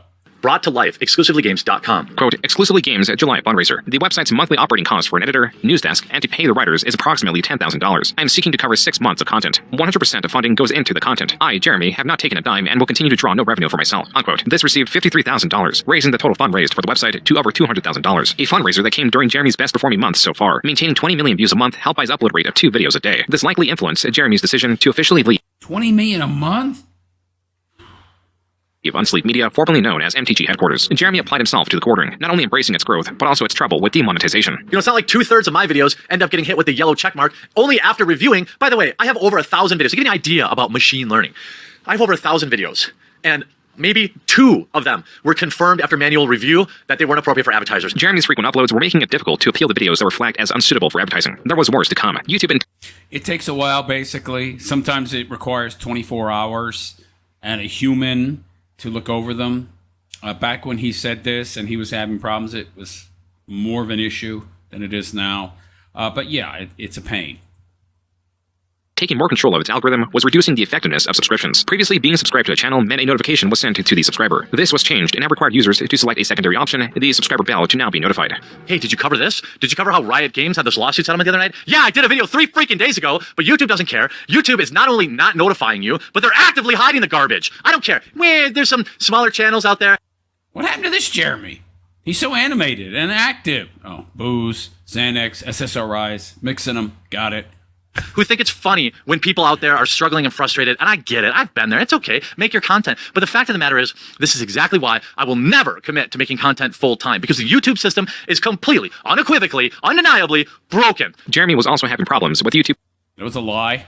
Claim system, a system often abused. YouTube is still allowing them to leave claims on YouTubers' videos. This has been going on for years, and they don't do anything about it. I'm sick of this shit. You have no idea what it's like to put 2, 3, 4 videos a day and then have some dickhole claim your video and say, well, 10% of people will only fight this claim. I guess we'll just milk money off people who are clearly in fair use. And you know what, Marvel? You're part of this too. Jeremy was indeed uploading 3 to 4 videos a day. He had, in just a year, gone from uploading daily to twice a day to now double that. Within this sea of uploads, starting 2020, Jeremy began to have some unique opinions. But he said in an interview with The Independent that he was so bored of talking about the film. Instead, he turned the discussion towards his views on Mr. Weinstein's alleged victims and that adults who made choices and why he's tired as a white man for being blamed for everything that's wrong with the world.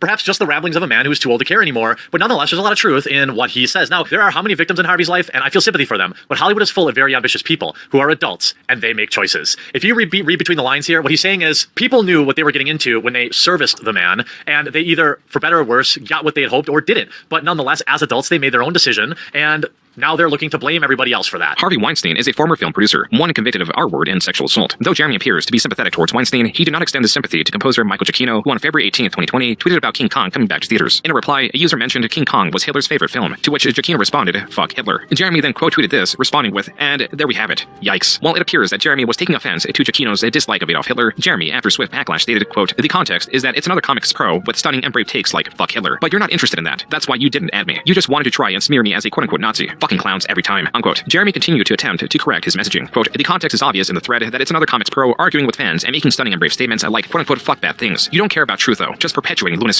Unquote. Revisiting the original tweet shows that Giacchino was not at all arguing on the topic of comics. Actually, there is no mention of comics anywhere within the tweet exchange. Jeremy's strategy, whatever it may have been, to change how others viewed his intent, did not work. Just 2 days after the Hitler tweet was posted, Jeremy on Twitter stated, quote, "Amazing how this fuck Hitler tweet has taken hold with people completely incapable of understanding my point, which was obvious to everyone that follows me. Hollywood types saying fuck Hitler for retweets is fucking stupid and cringe. It's about virtue signaling. If this was not what dude was doing, okay. My point still stands. In what world is this unknown? Now I got morons posting my address to Twitter replies. Wonder where they came from. You gotta be a complete fucking idiot or liar to say I was quote-unquote defending Hitler. Like, I respect the hustle, but you'd have to be a fucking idiot to think anyone was unironically defending Hitler. I just can't imagine people are this stupid. They have to just be willfully misrepresenting the point, right?" Unquote. Below, Jeremy linked to a video by D'Angelo Wallace that covers Jeremy's tweet. At the time Jeremy posted it, the video had 82,000 views. Present day, the video sits at nearly 2 million views. With Twitter further examining Jeremy, his views came into question. Specifically, I find it very interesting that Jeremy chooses to try and interject himself into controversy to get likes and clicks. And then when other people try to interject themselves into same said controversy,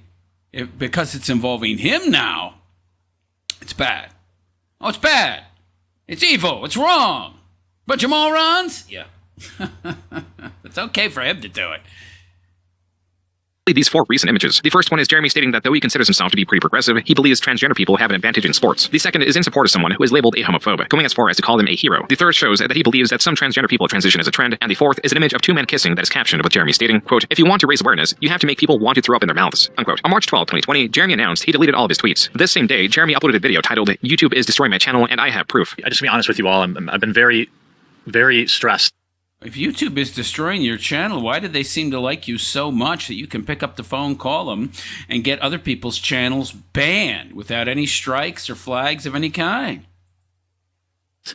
Over the past week or two, and I've tried to not let on to it, but I can't figure it out, and I need your help. Something is really weird with my YouTube channel. The videos that were supposed to send notifications, YouTube sends 3 notifications in one 24-hour period. The Review Tech USA video got well viewed. That's about my normal. My normal videos get between 100 and 150,000 views. The second video, which should have done really well, 50,000. The third video, which should have done really well, 59,000. Why should it do really well? I mean, what are you basing these expectations on? Well, it should have done really well. Based on what? Your opinion? Done antagonizing people on Twitter. I'm done with it because I just lose. Even though most of these idiots were multi-millionaire, he'd lose, but you're losing. Yeah. Just coming at me with flat out lies. I got embroiled in it, and I gave them what they wanted, and I lost course. I'm not going to do that anymore on Twitter. Okay, I'm making very.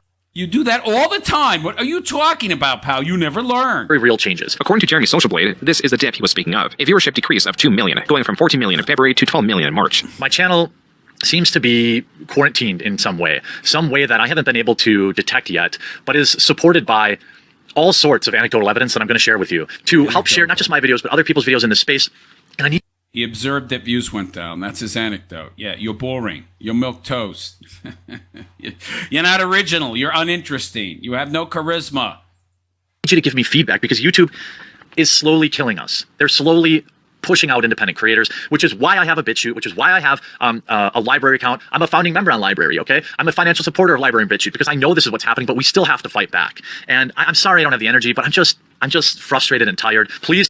Too much booze. Help not just me, but other independent creators continue to exist here on YouTube and continue to push back against what is an obvious bias for mainstream media by YouTube.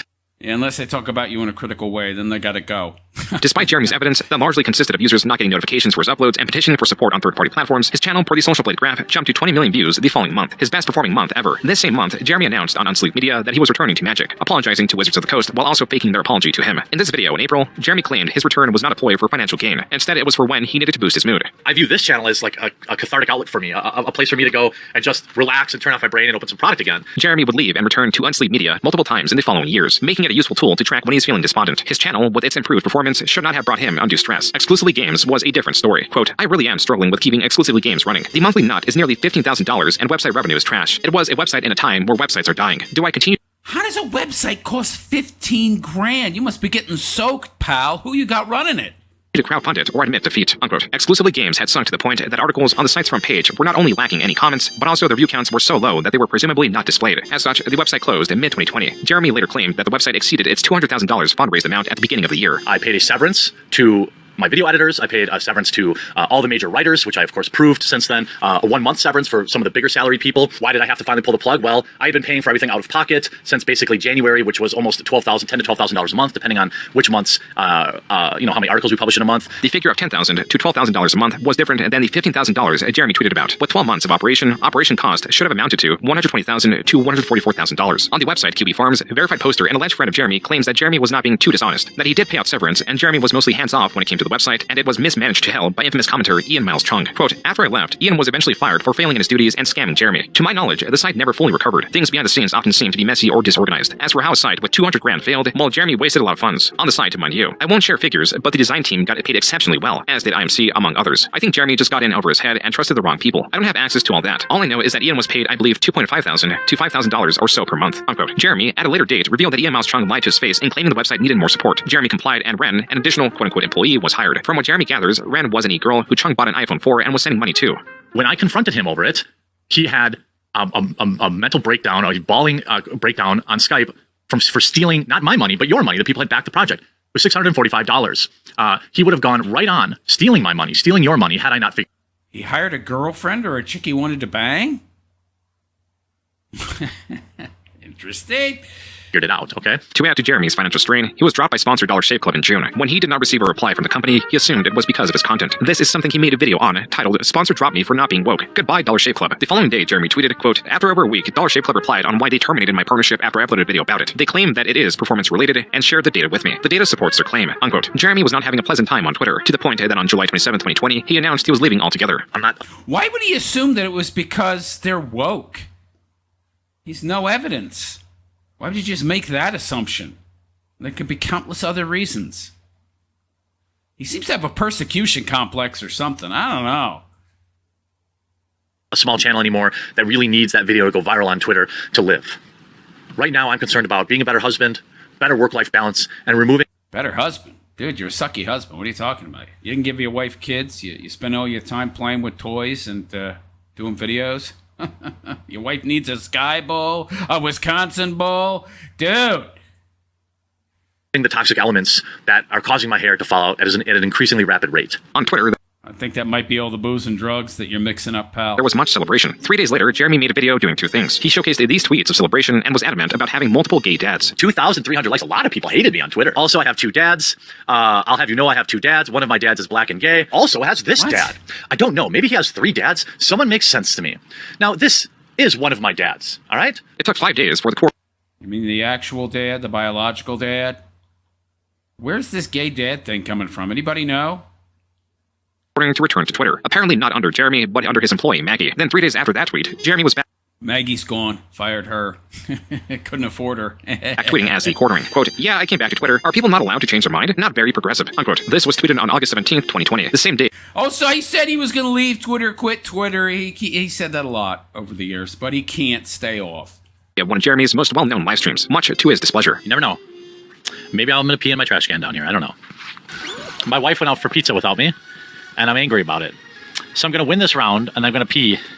If I don't win this round, I'm going to pee in my own basement. Jeremy, inebriated, scorned, and suffering from a lack of pizza, sought to take his revenge. The object of his derision would have to be the drain in his basement.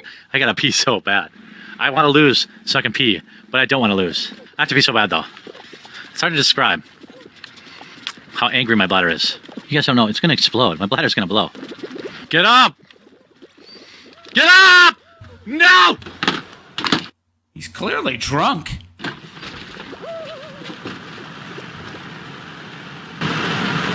You know you're an alcoholic when you drink playing video games. Hard booze, hard liquor. I've literally never lost that round. I've never lost that round. I've never lost that round. Oh my God. I just peed in my basement. No, not in the kitty litter. Just in the drain. In the drain. Though Jeremy deleted the livestream, Channel Virus Sanity uploaded a 5-minute supercut of the event. Jeremy commented on this video with, imagine thinking this is Inona. In the hundreds of comments responding to the quartering, there's only a single comment of support. Between the basement urination and the Twitter debacle, there could be an explanation for why the quartering was acting out in August. It could be this graph, showing his views slumped from 23 million in July to 13 million in August, a period that Jeremy claims his channel was dead. We went through that whole month back in August where, like, I mean, it was dead. The channel was basically dead and gone for almost 3 weeks. Maybe they saw you peed in your basement. They didn't like it. They want to follow a guy that pees in his basement. And I think that was a direct result of a dip in my channel's activity and interactions and people liking the videos. And so now I've gone back to being a little more aggressive about that. This was around the period that Jeremy was uploading 5 to 7 videos a day. As was with the last time he saw a dip in viewership, the following month he saw an increase in views. And the month after that, he saw an increase in mockery. On October 21st, 2020, the H3 podcast released Content Court the Quartering, a nearly 2-hour-long video covering the quartering's history of blunders. He's triggered about the redesign. He doesn't like that the new updated version of the character doesn't have big boobs anymore, essentially. And he also mentions that he wasn't a fan of the original, but he's extremely triggered by this new iteration. Fascinating. Yeah. The title is Disgracing She-Ra. That's right. Disgracing She-Ra and Strong, Beautiful Heroes. I see he's achieved a almost 50% dislike ratio on this one, even from his own fans. So Jeremy has a habit of accidentally owning himself on Twitter.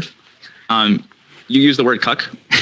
Your Honor, if I may interject and submit to the court. When we were looking at these, I've never laughed so hard in my life. I fell over in my chair. Wife's out flying this morning, so I got up early to play some video games. Married life. My wife just asked why her lotion was down in my office, and she refuses to believe that it was for a bit in spite of video evidence. Yeah, dude. This video also covered Jeremy's Hitler tweet, him peeing in his basement, his mini videos on Brie Larson, and more. Jeremy, furious, responded. Dude's got a wife and he's putting the lotion on his hands and doing, I don't know. Well, I think we can guess what he's doing. On the same day of its upload on nearly every platform at his disposal. He takes basically the same boring old, like, little 10 greatest hits from the far left, you know, the whole yikes.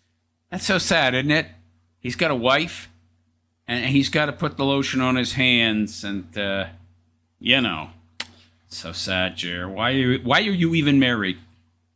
We're gonna take every joke extremely out of context. We're gonna look at really old videos. Though Jeremy was displeased at Ethan Klein of H3H3 not providing extensive context, Jeremy himself would not even watch the content court before making this video, and proceeded to be deceptive about its contents. Really, really lowbrow, low energy stuff. I really wasn't gonna respond to it, but once he starts talking about my wife like repeatedly, then I kind of have a problem. I barely even could watch. I probably watched a grand total of 15 minutes of this, and it seemed like every little spot I picked, he's talking about my wife.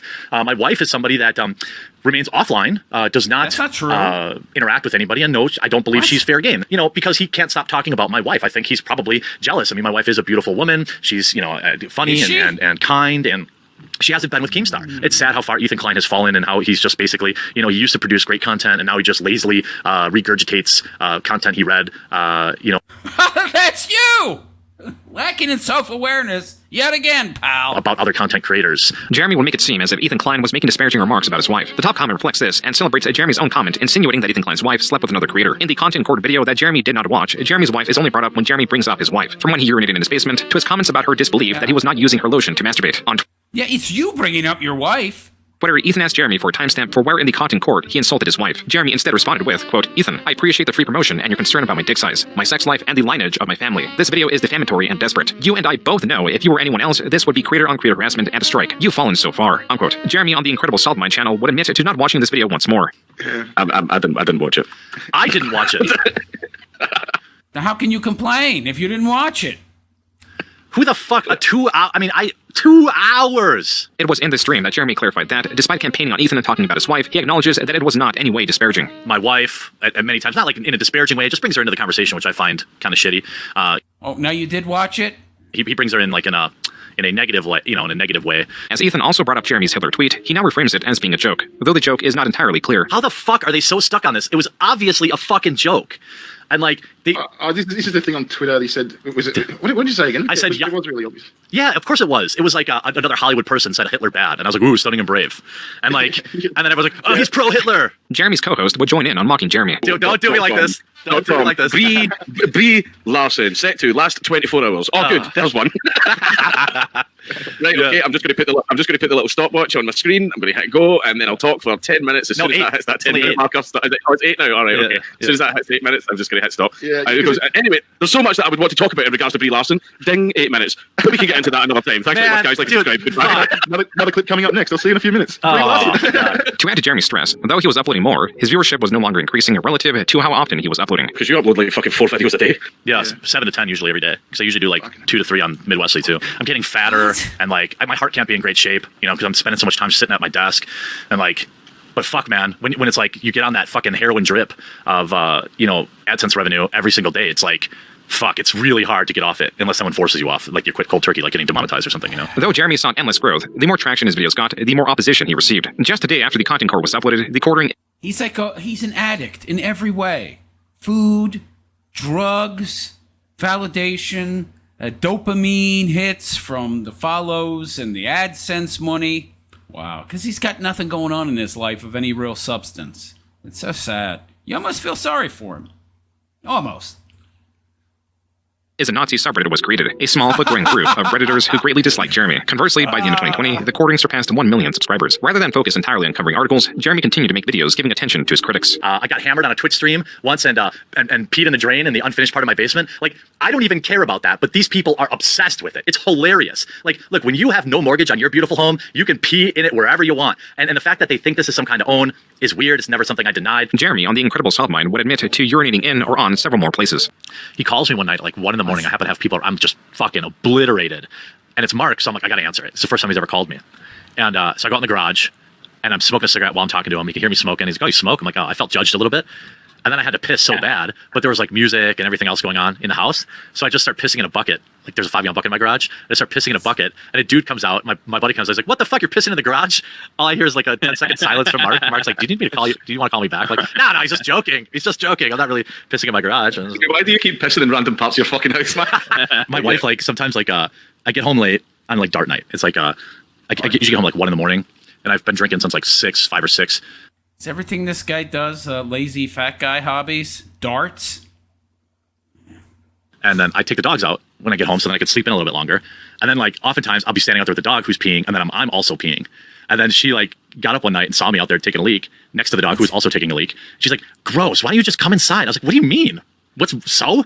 I'm right next to the dog who's pissing in the lawn. What's the difference? Sometimes I'll take my dog out. He's still got to be on a leash, and like I got to piss too. So I'm like, I'm stuck, I'm gonna piss, and then he's pissing, I'm pissing, and like if he gets done first, he's like, what's going on over here? I'm like trying to hold him off while I'm pissing so I don't piss on him. I'm like, God damn it. Anyway, yes, I pissed on my dog too. Jeremy, facing undue stress, released a video in February because his channel.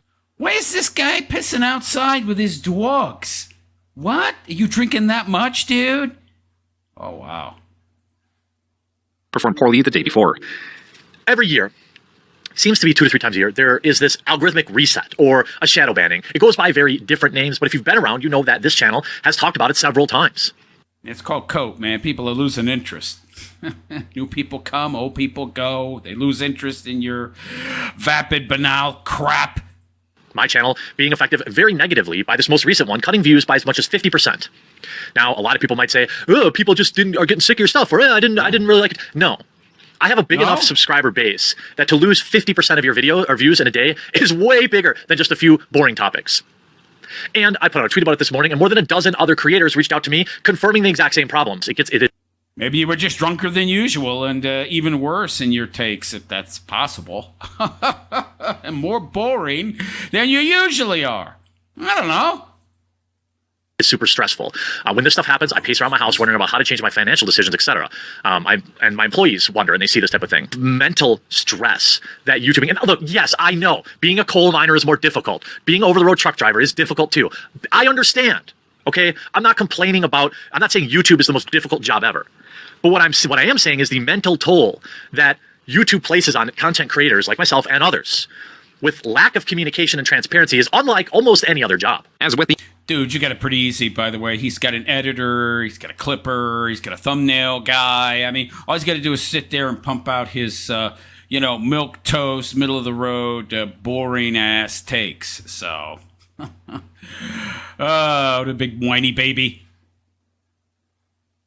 Many other times, Jeremy released a video on his channel's viewership. Social Blade shows no viewership variation for the month of February 2021, and despite it being the shortest month of the year, February outperformed the previous 6 individual months, though it is also possible that Jeremy's videos were getting demonetized at a higher rate, or his earnings were simply just not satisfactory. Come March, Jeremy used a tried and tested method of inducing financial support. It begins with Zombie Kills, a controversial Twitch streamer that Jeremy made multiple videos covering. She was allegedly being harassed, and Jeremy was being blamed for it. This Twitter user claimed that she was swatted, naming and blaming Jeremy for the event, and asking for his sponsors to ban him, all while failing to provide evidence he did such a thing. Various creators came out in support of Jeremy while denouncing the Twitter user. Jeremy covered this situation on his channel, and the Twitter user deleted her tweet. Jeremy then released a video recapping the situation, emphasizing that he needed financial support during this time. For myself and my staff, a lot of people forget, just for this YouTube channel, there's 4 full-time employees. Jeremy would transition this into promoting his Subscribe Star, a Patreon alternative. But we are now 47% of the way to essentially securing all of their jobs, regardless of if these fools get my sponsors removed or something bad like that. Jeremy also makes it clear that this was financial support for his business. Fundraising for litigation against anyone slandering him would be a separate fund if he decided to go that route. This is a screenshot of Jeremy's Subscribe Star from February 24th, 2021. There are 3 goals on the right-hand side, all relating to support of his staff members or funding the coordinating website. While there is a percentage attached to them, there is no clear number attached to the goals. It is not possible to quantify how much Jeremy was earning, but it is possible to quantify support if only through how many likes and comments his post received. This post, published February 22nd, 2021, has 16 likes and 5 comments. On March 5th, after making the video requesting support, the same post has significantly more interactions, up now to 68 comments and 161 likes. Optimally, Jeremy's goals could also be tracked by how much the percentage of the goals has increased, but this is not possible because he removed or edited the old goals. The new ones highlighting protecting himself from the cancel culture mob. Jeremy's finances would be a topic of a podcast he attended later in the month, spurred on by conversation of his wife's planes. She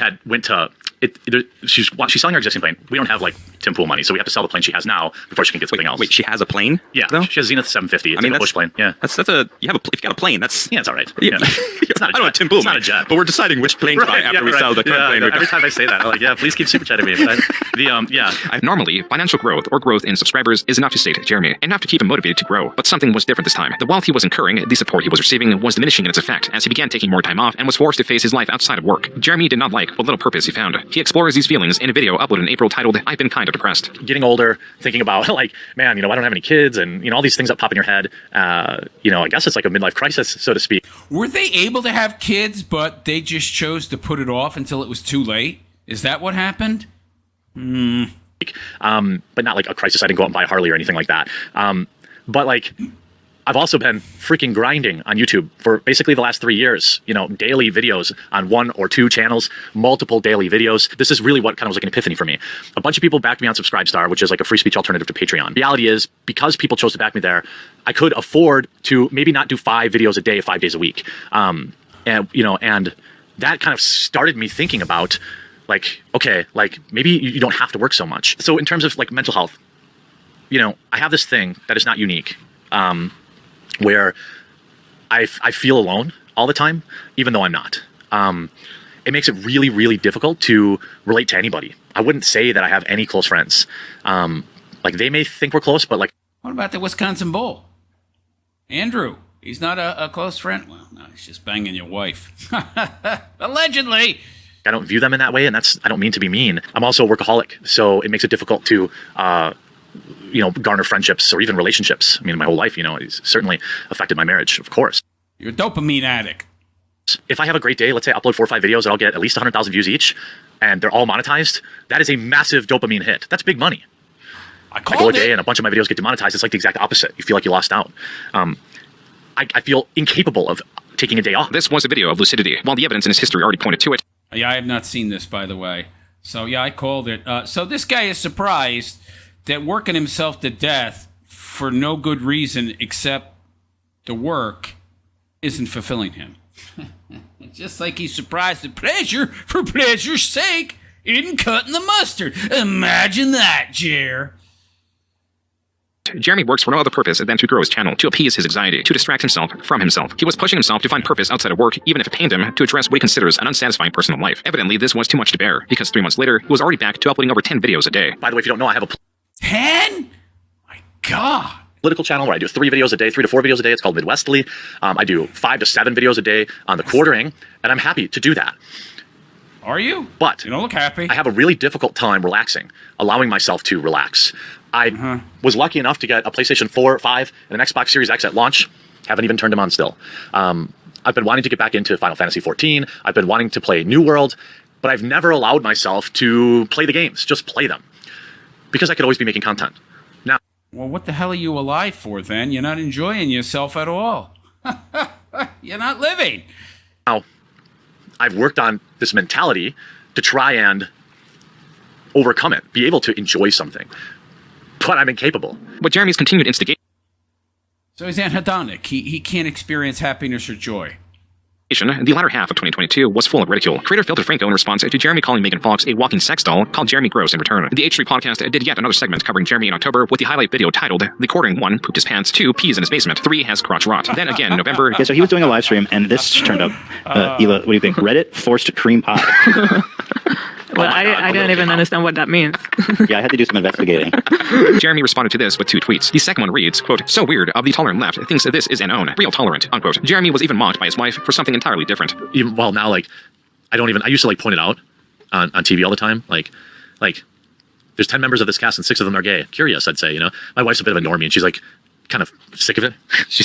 Dude, your wife is not a normie. She's married to you, and in my opinion, you guys swing. None of that's normal, okay? She's like, she'll be like, "Oh, is that cringe, Jeremy? Is that cringe?" And I'm like, when you say it, I don't want. That's why I stopped saying cringe. She started saying it. There was more to come before the end of the year. On Kiwi Forums, a user archived Jeremy's recent rant about his loss of hair and the amount he works. At the end of October, Jeremy released another video claiming he was the target of YouTube's demonetization. Finally, in December, he made a video bringing attention to those mocking him and his IBS. Jeremy then closed the year by announcing his New Year's resolution to find a work-life balance, to not smoke, and to lose weight. While it is possible he did stop smoking, it is certain he failed with the other 2 resolutions. By 2022, it had been 3 years since Jeremy initially told the Walmart story, yet it was still in circulation. Now evolving to where creators were breaking down his choices in depth with diagrams to prove the inefficiency in his choices. In April, there was yet another Twitter rant on the topic of balding and soiling himself. In the midst of this mockery, Jeremy was making plans to create something that could sustain him outside of YouTube. With a history of failed websites, he was investing into Coffee brand coffee? Oh, Lord. Just something material. He was investing into the Coffee Brand Coffee, a title of his own creation. Coffee Brand Coffee was formally announced in a video titled "My Coffee Company is Under Attack." Jeremy clarifies in the video that the title was clickbait and a marketing ploy to bring attention to his newest project. Jeremy would heavily promote this coffee, to the point that there are, at this moment, approximately 1,000 videos on his channel talking about or mentioning Coffee Brand Coffee by name. On June 8th, infamous political commentator Tim Pool was swatted. Jeremy viewed this as an opportunity for promotion. He spent $100 in chat tying the high stress of his swatting to one of the stress-relieving teas or cocos he offers. Jeremy was It wasn't just 100. He sent multiple super chats of varying amounts, all advertising his, in what my opinion is, garbage coffee. Coffee Brain Coffee. By the way, he let the trademark lapse. Maybe I should buy it. Maybe I should register Coffee Brain Coffee. And then he'd have to pay me a fee to sell coffee with my trademark. Yeah, it's an idea. If anybody out there wants to abscond with it, you can go ahead. Also swatted later that night. As for the donation, on Twitter, Pimp Master Yoda 1 made a comment in jest, asking if Jeremy gave the officers free coffee. Jeremy was none too pleased, citing the aggression and or lack of critical thinking of the police officers. As for the coffee brand Coffee, Jeremy wanted something uncomplicated, which is why he named the coffee brand Coffee. Coffee brand coffee was being sold as apolitical, though he constantly advertised it on his political commentary channel. He saw this as a necessary boost to then hopefully detach it from his brand, and perhaps... Why didn't he make it political? Could have named it Liberal Tears Coffee. That'd be a better name than Coffee Brain Coffee. Why not make it political? Why not advertise it as a way to fight the left? Make it a product that helps people invest in fighting the culture war. Yeah, that would make sense. That would be an intelligent move. He gonna do that. See it on store shelves. There was an issue with this, not only with Jeremy's brand inherently tied to his coffee business, but also the possibility of it being tied to the roasters. On July 17th, 2022, Kiwi Farms user Cat Attack compiled several images from Jeremy's visit to his roasters, and from a suspiciously similar-looking roaster. Cat Attack highlighted the red trim. While more saturated in the commercial, it was still apparent. Most damning was image 5 in the set. In both Jeremy's commercial and Mill Creek's Instagram page, there appears to be coffee beans being poured out of some sort of mixer. Though these roasting devices are seemingly mass-produced, there is one very odd pattern that they both share, one that, for no reason, should be the same. It is the paint. Right below the hatch, the paint is chipped, a design flaw that undoubtedly mixed paint chips with coffee beans. The pattern in the chip paint is the exact same. If Jeremy is indeed sourcing his coffee from Mill Creek Roasters, then it also means it is attached to their politics, which are opposed to Jeremy's perceived politics. But it also had the same dude from different time periods, but it is the same dude. I did a whole video on this, and I got much more in depth. You can find it on my channel in regards to analyzing these photos and other evidence proving that he sourced his coffee from Mill Creek, at least at that time. rabbit hole goes deeper, as this Reddit post points out. It appears both Jeremy's brand and Player One Coffee, owned by the CEO of MetaPCs, shared a registration address, and the address is in the same state as Roasters. Located just outside the city they are located in. To this, Jeremy admitted to sharing a fulfillment center. Like, this is not an own. It's like the same mentality of like, you peed in your basement. Like, you have a coffee operation that has shipped 30,000 units in the last 3 months. Yeah, I don't believe that. Anybody believe that? He's selling 10,000 units a month of this stuff. It's 12 ounces for $20. It's not even ground. I gotta grind it myself. Get out of here. No, I know that if you grind your own beans, it's supposed to taste better. Come on, man. It's overpriced. Gotcha. You used a fulfillment center to ship. Name a single business that doesn't. I don't even understand. I don't understand these people. As for milk, currently his fulfillment center is in Phoenix, Arizona. It's MetaPCs. Before it was in Utah, was it? Also MetaPCs?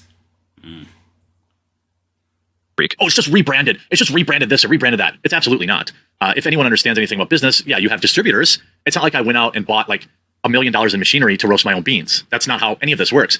But like, right, you didn't do that. So a K-cup machine that you said cost $80,000. You needed $80,000 for that. Doesn't exist. Got it, pal.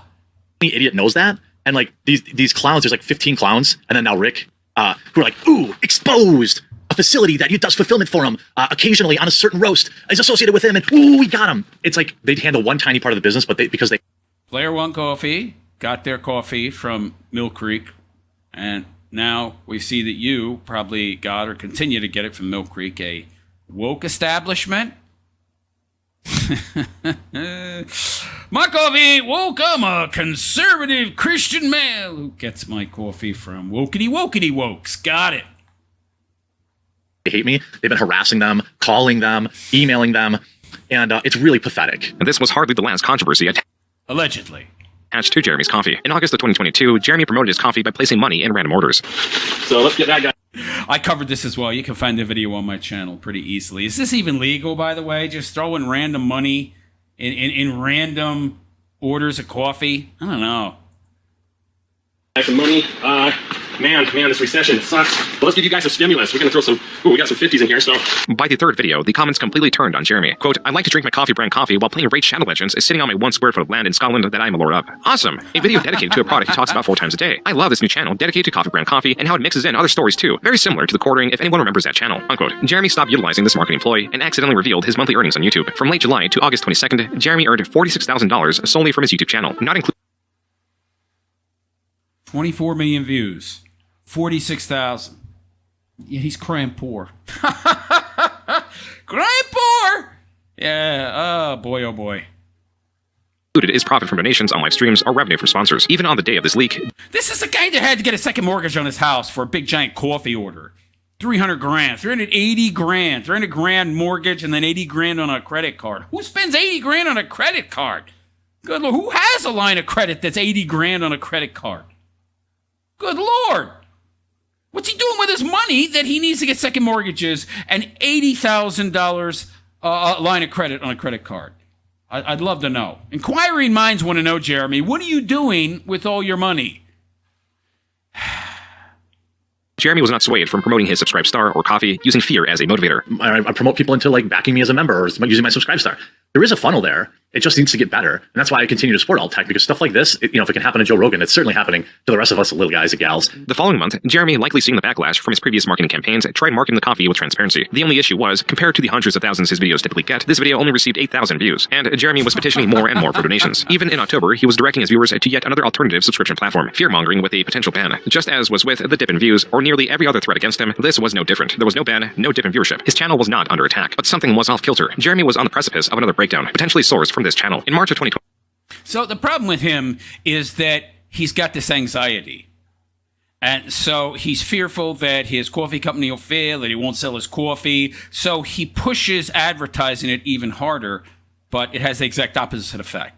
It turns off his viewers, makes them watch less, and he actually ends up selling less coffee. His fear that he won't sell coffee it essentially leads to the exact outcome that he's trying to avoid. I'm afraid I won't sell no coffee, so I better advertise my coffee more, which turns people off and you sell less coffee.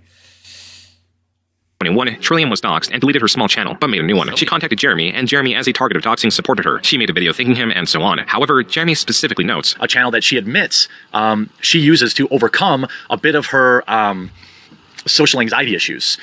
She admits that she, lives basically in kind of her own personal bubble. She makes videos about seeds and video games. Aside from gardening, Jeremy has described himself as all of these things. In a follow-up video that opens with hearts, Jeremy or his editor added on screen, Trillium expresses her gratitude towards Jeremy and his viewers for growing her new channel. This then leads to Jeremy admitting to watching nearly all of her videos and offers his assistance in case she ever wanted to stream. And Trillium, I'll be keeping an eye on you. You can always email me.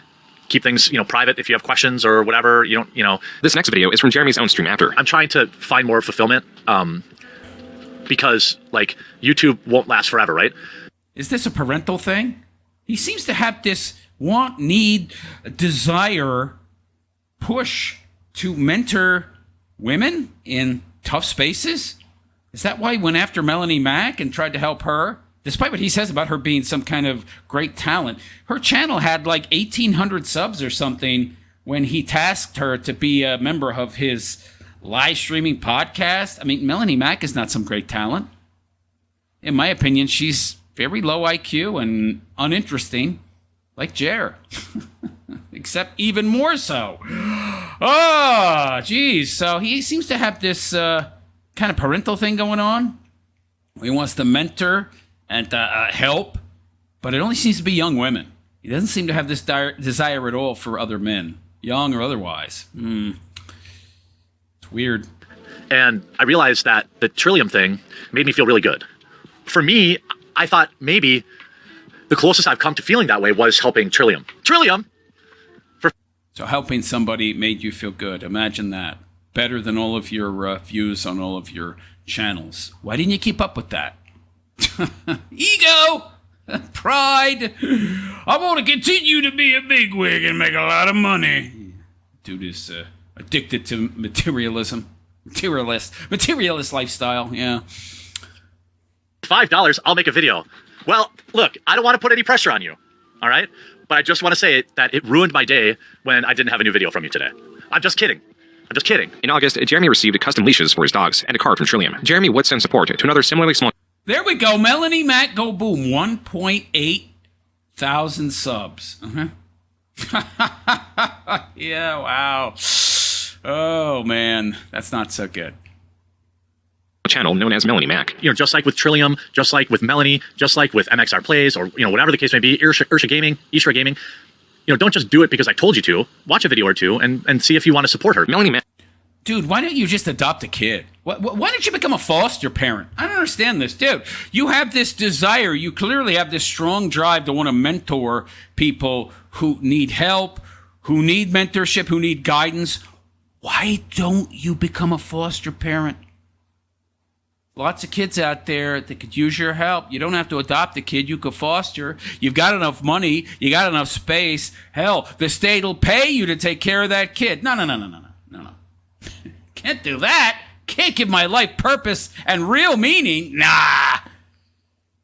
Is someone Jeremy would take interest in, but that would have to wait. In March of 2022, rather than mention Trillium offhandedly, he made an entire video dedicated to her. Something's been weighing on my mind over the past 3 or so weeks, really the last month or so, and that's really the disappearance. I know what a lot of you out there are thinking. He wants to bang this broad. I don't think he does. I think this is genuine concern and empathy that he has.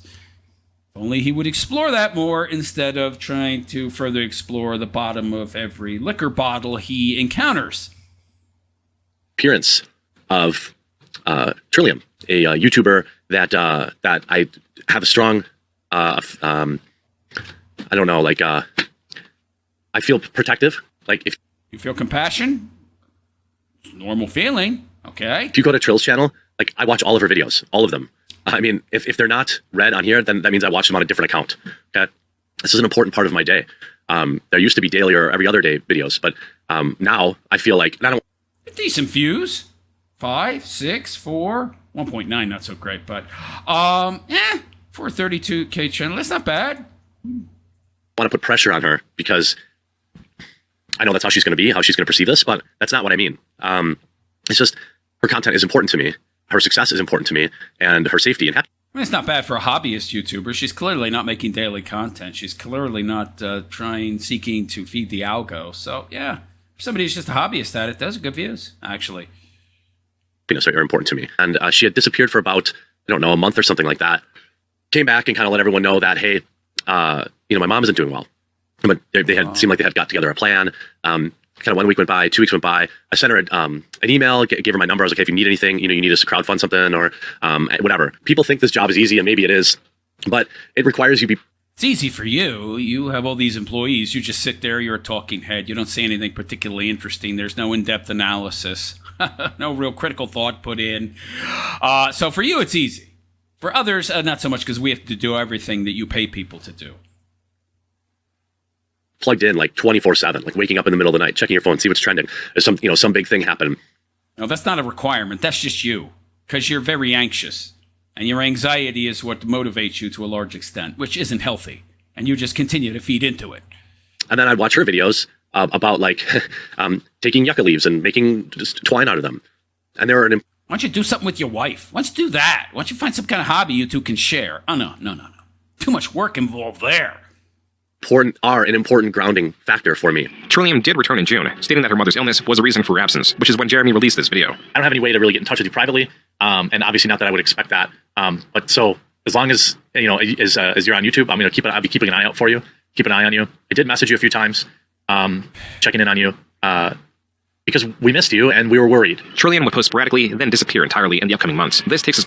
Yeah, I think he's just fulfilling some kind of parental protector drive role that he has. This desire to do so because he never had any kids. Yeah.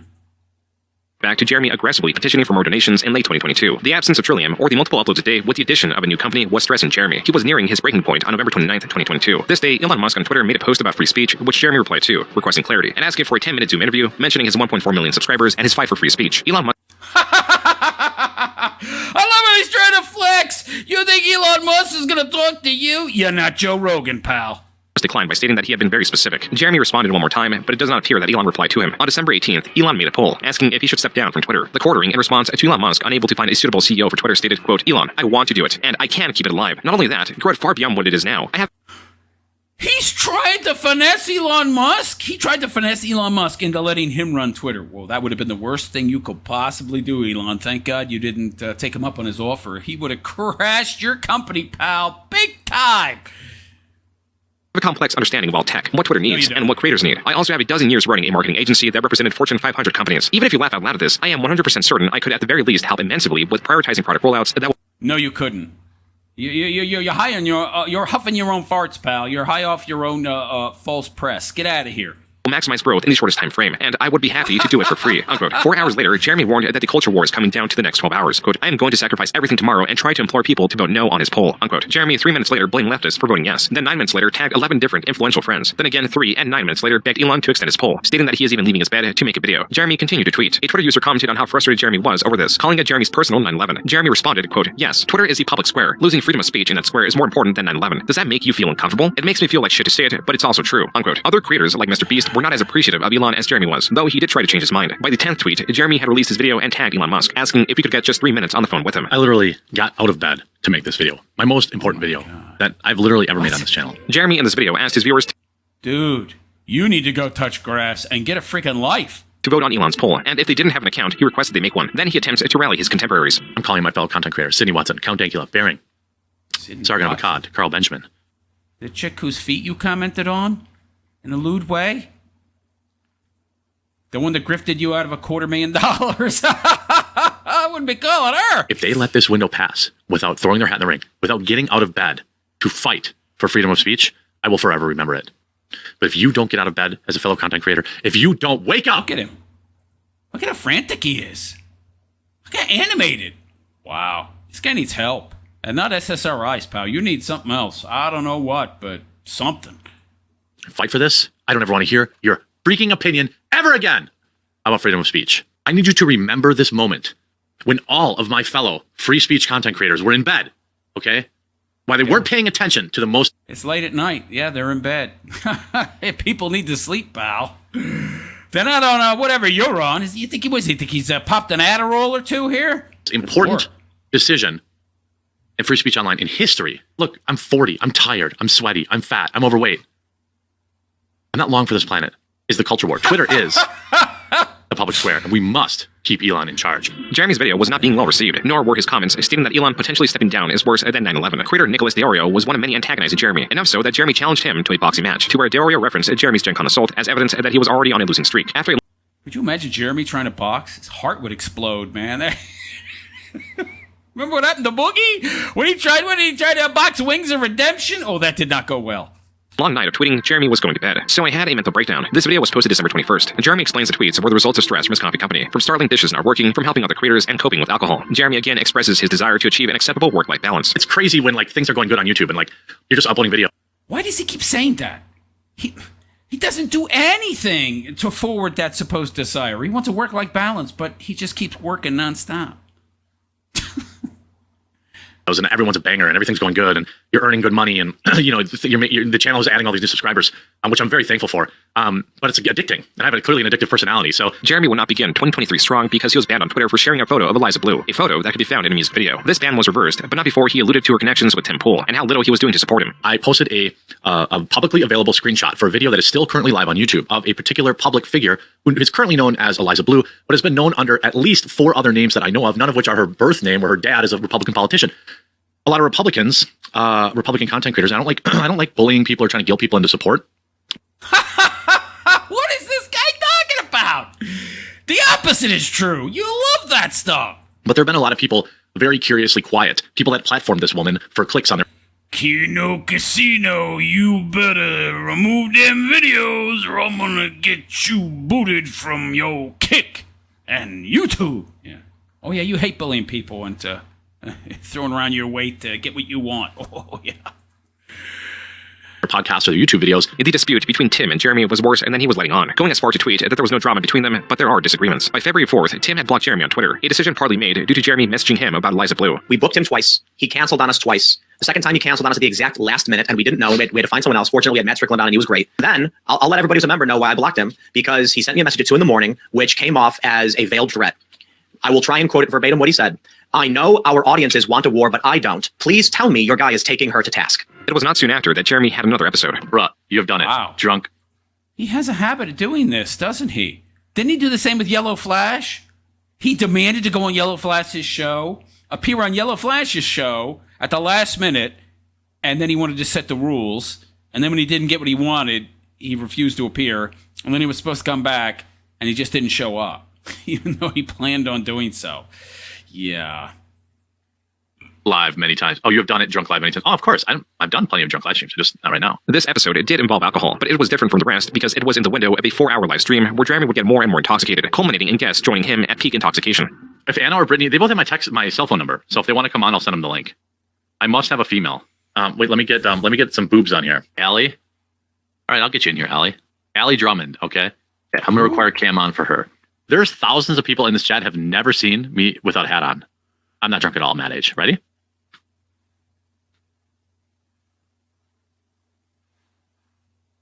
Okay. Sure, I've gone from a 4-head to a 5-head, but I'm not bald. I need a vagine in this chat so I can go pee. I gotta pee so bad, but one of these girls better show up. Welcome to the stream. How are you?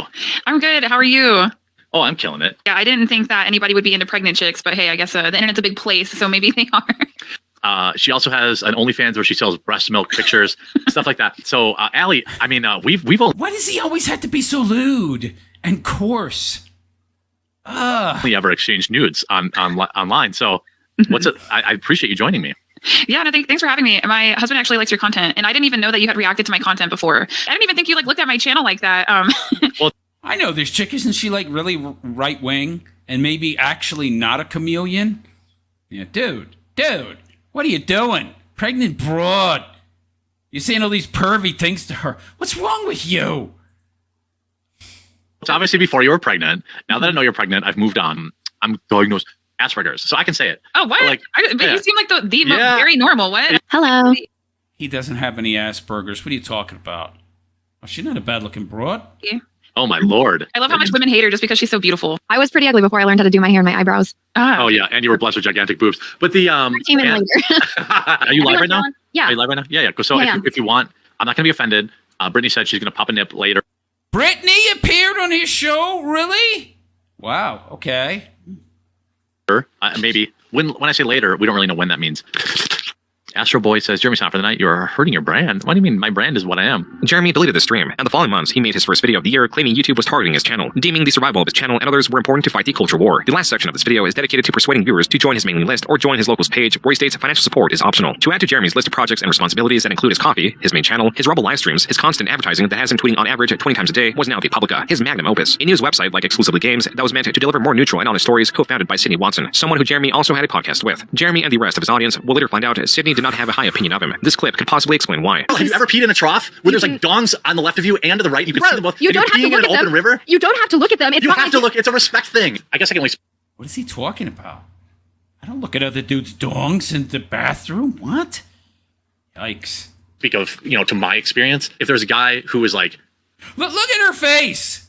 Just this long-suffering look on her face. Wow. You can tell she's tired of tolerating this guy. supremely hung, you would like rib him about it. You know what I mean? Versus like be jealous. Most of our conversations are you saying, man, I really want to put a bunch of work into this. She wants to discuss actual news, and he's talking about, oh God, this guy. Things. And I'm like, Sid, whore yourself out. Sometimes you even just text me tits. Maybe this is something that guys and girls can come together on. Yeah. So when I know, like, let's say I go to like a fair or a festival or something like that, right? I take Imodium before I go. What's that? It's like for diarrhea. So it like. Oh, you do not, dude. What is happening? This is devolving. From that, this is not information that I need. It's called the life hack, Sydney. Okay, it just confirms to me that men are revolting. The importance of the success of the Publica to Jeremy was his Imodium's a life hack? How about you stop drinking, pal? Then maybe you won't have these loose bowels. Same as his coffee. He chased it as an out to increase his income while lessening the time he worked on YouTube, as any dip in revenue would increase stress. To that end, he was discontent with the direction of YouTube, now angry that they were pushing YouTube channel promotions, asserting how insulting the proposition was to have to pay YouTube to promote his videos while his subscribers were not receiving notifications. Even so, this service would be on the back of Jeremy's mind. For now, compared to 2022, 2023 seemed like a better year for Jeremy. His life was beginning to see some stability, but then in August, his father passed away. In this video, he reflects on the shortness of life, the importance of spending it with loved ones, and the importance of making peace with others while they're What loved ones? He don't even like, from his own words, he doesn't even like his wife. Remember that Ren Fair coverage? I don't even care. My wife, I don't even care. There's still time. In November, after 6 years of not posting on it, Jeremy resurrected his RC channel, a decision he made to relieve stress. This is a channel he posts most frequently to in 2024, a year that pushed Jeremy towards a quartering and away from his... This is just him trying to fill the gaping chasmous void inside himself with material possessions. Yeah, it doesn't work, pal. Failing external projects. Still, a ghost of a former project would come back to haunt him in a somewhat ironic way. When you are living off other people's work exclusively, I think that's the definition of parasitic. You can make the same argument. Look, I cover other people's news too, right? I try to say, hey, this is where it's come from. I try to give You mean steal their content? Allegedly! For shorts? Yeah, what are the oranges for, Jer? Jeremy was irritated that his former employee, Ian Miles Chung, had posted on Twitter one of the Publica's headlines without giving credit to the website. After Chung got into an argument with Jeremy on Twitter, Chung posted the infamous 2008 video of Jeremy. Here's the creep advising peds on how to clean up their messes. His response was to take a video from 20 years ago where I am simply describing to people that when they take their computers in to get fixed, oftentimes techs will look at the files. It obviously had nothing to do with advising predators, okay?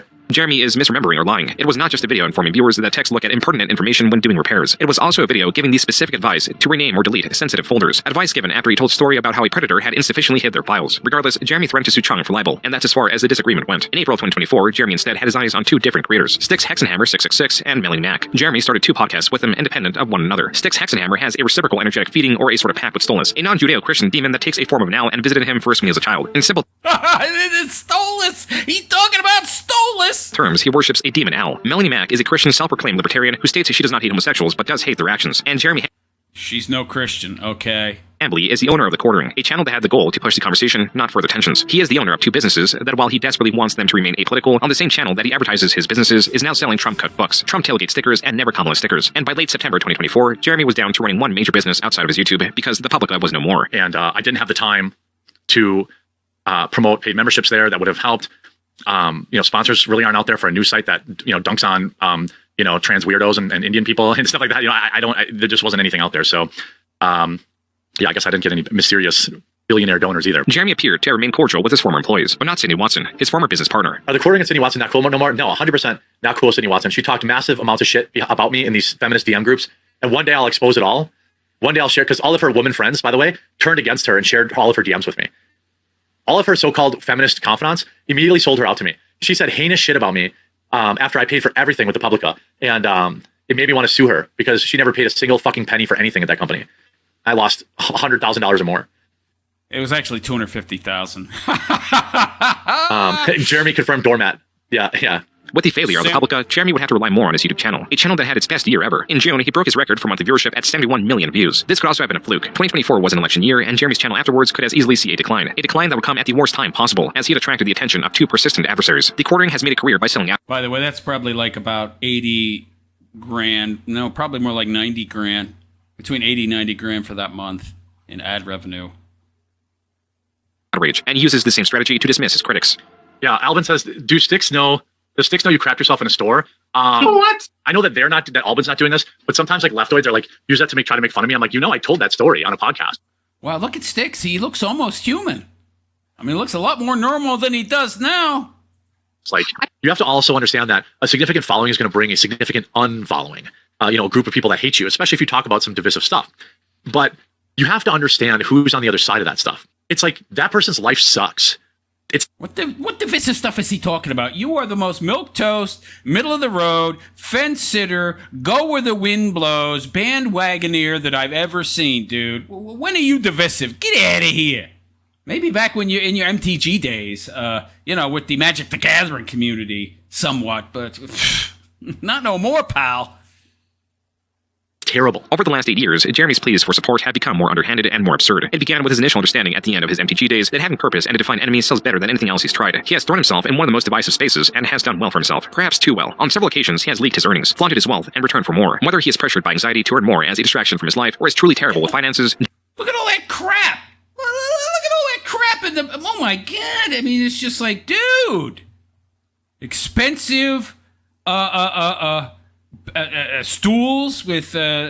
motifs, anime, video game motifs. Got some big plastic bucket of plushy toys from video games. He's got, God, how many dozens of arcade machines? Dude. Oh, wow. And yet he's still unhappy. Imagine that. He's not fulfilled by all this crap. Finances, Jeremy has constantly advertised his financial support platforms, businesses, business ventures, even employee salaries as necessities to fight the quote-unquote culture war. As this pattern has become noticeable, the reality... Culture war is a scam, by the way. It's just to divide us, keep us divided, so that we can then be conquered. It's not actually a real thing. But anyway, let's continue. of the wealth he has accumulated, and the reality sells that he's always nearing financial ruination and does not meld well. This is why 2025 would be the worst year for him. It would be the year that his views, apart from when he started his channel, would be the worst they've ever been. His earnings, while still likely in the tens of thousands per month, would not be going up.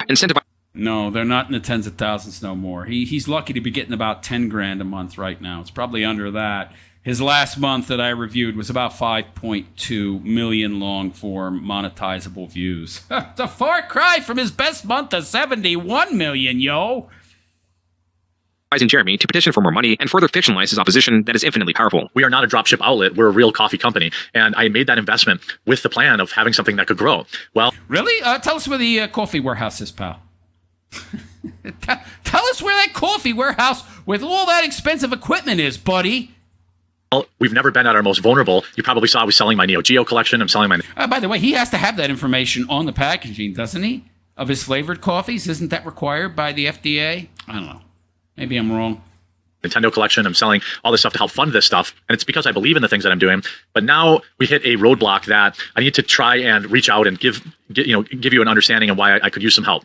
I can't confirm this for sure. The only thing that we were reliant on anyone else for was some of the boxes for our K-Cups and some of the procedures around that. Well, apparently that person, I don't know this for sure, but I suspect it, saw my YouTube channel and didn't like my politics. And while we have a 20,000 K-Cup order, basically decided to tell us, to pound sand, or I don't know what's going on. We haven't heard anything back. The title of this video is Woke Leftist. It just screwed me over and all my staff. Jeremy says he is selling his Neo Geo and Nintendo collection. These are retro gaming consoles and games that Jeremy has a large collection of. As for the core of the video, according to Jeremy, he only assumes the order was canceled because of his politics. Furthermore, he bought an $80,000 machine to make coffee K-Cups and allegedly took out an $80,000 loan through his credit card to pay for it. That is not even the extent of his debt. I've got $300,000 almost floating right now in debt. I love how he assumes it, but it's not an assumption really. It's just a narrative that he is pandering to his audience to further play into the idea that he's some kind of culture warrior. But he needs your help to continue fighting the war. Yeah. I'm just being dead serious. Some of the $99? What is this? Is the Mother's Day gift box crap? $99. Wow. Tangerine coffee. Ugh, it sounds horrible. Yikes. That is not even the extent of his debt. I've got $300,000 almost floating right now in debt. I'm just being dead serious. Some of the comments on this video read, quote, imagine being financially irresponsible as this and blaming leftists for your own incompetence. Couldn't have happened to a better person. Can't take any responsibility and got ruined in free market doing what 10,000 other YouTubers have done. $300,000 in debt. It's almost like woke ain't the only ones going broke, unquote. That video was released in March, which appears to be the same month of this live stream where the mutual frustration Jeremy and his... So it's a second mortgage on his house. So I think it's, I don't remember the percentage, but it ain't cheap. Viewers had clashed. Jeremy, your show is not worth all of your BS promotions I have to listen to. I'm done. Okay, 757 driver, first of all, I'm gonna ban you from chat. You can suck my fucking ass, dude. I have been live streaming on a fucking Sunday for 3 fucking hours. Instead of spending time with my wife and relaxing, I've been streaming for... Oh, dude, we know that you do this to avoid spending time with your wife, okay? Give it a break. 3 fucking hours. Sorry, okay? Sorry if I'm trying... That's your job! By the way, it's not that hard a job, okay? So stop complaining. Trying to make a living. You can go fuck yourself, okay? Fuck you. I don't have any time for that. You fuck off. I don't want you to watch my videos. I hate you. You know how hard I work on my coffee company? I'm not like these other losers that just do dropship coffee. But isn't it dropship? Mill Creek? Oh, wow. We have 15 people's jobs that depend on this. So I'm sorry if in 3 fucking hours of live streaming, I talked about it 3 times.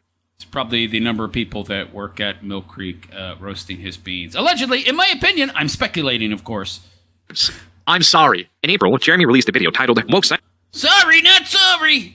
Psychos try destroying local business for being conservative and it backfires, hopefully. It's kind of become a meme on this channel of like, I'm under attack. Like, I get that. This near 14-minute video is about Jeremy being disgruntled that he got a 1-star... Mother's Day coffee. Oh, this is the infamous 1-star review that he flipped out about.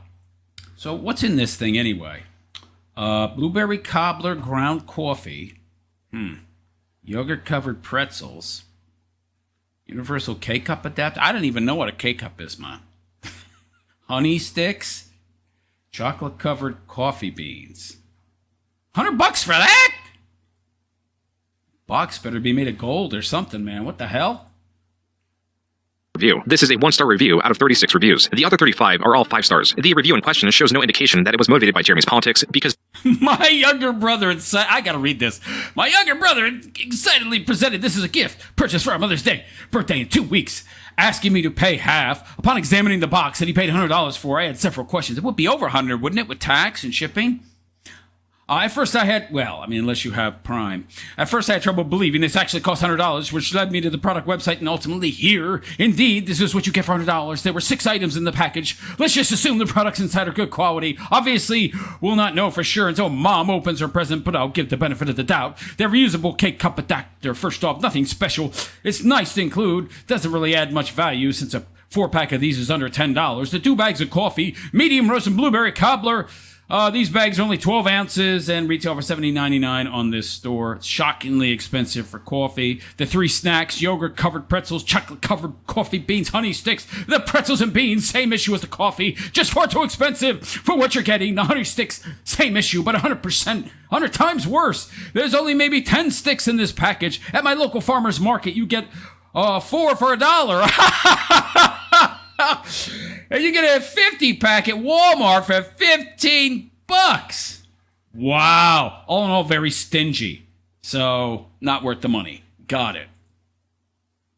The user is very specific with their criticism, citing the high price of $100 for 6 items in the package. These are 3 snacks of dubious quality, 2 small bags of coffee, and a reusable K-cup. As evidence that this user was politically motivated, he fed the response to Grok, Twitter's AI, and asked it if it was politically motivated. Jeremy then admitted he reported the review to Amazon. The comments on this video are vastly different than the last. They are still in the same spirit, but are cryptic with their messaging. Quote, "The casino sends its regards, quarter pounder. Bro, rule number 1 of the internet. Never feed the trolls. The house always wins." Unquote. You're asking them to do super chats. You're asking them to get channel memberships. You're asking them to do memberships at thequartering.com, Rumblecast. Fat man and little cokehead. Watch the videos, watch the ads, and then they also have to buy the coffee? Like how much more do you need? Content creators PPP and Andy Worski have been online for a very long time. They are...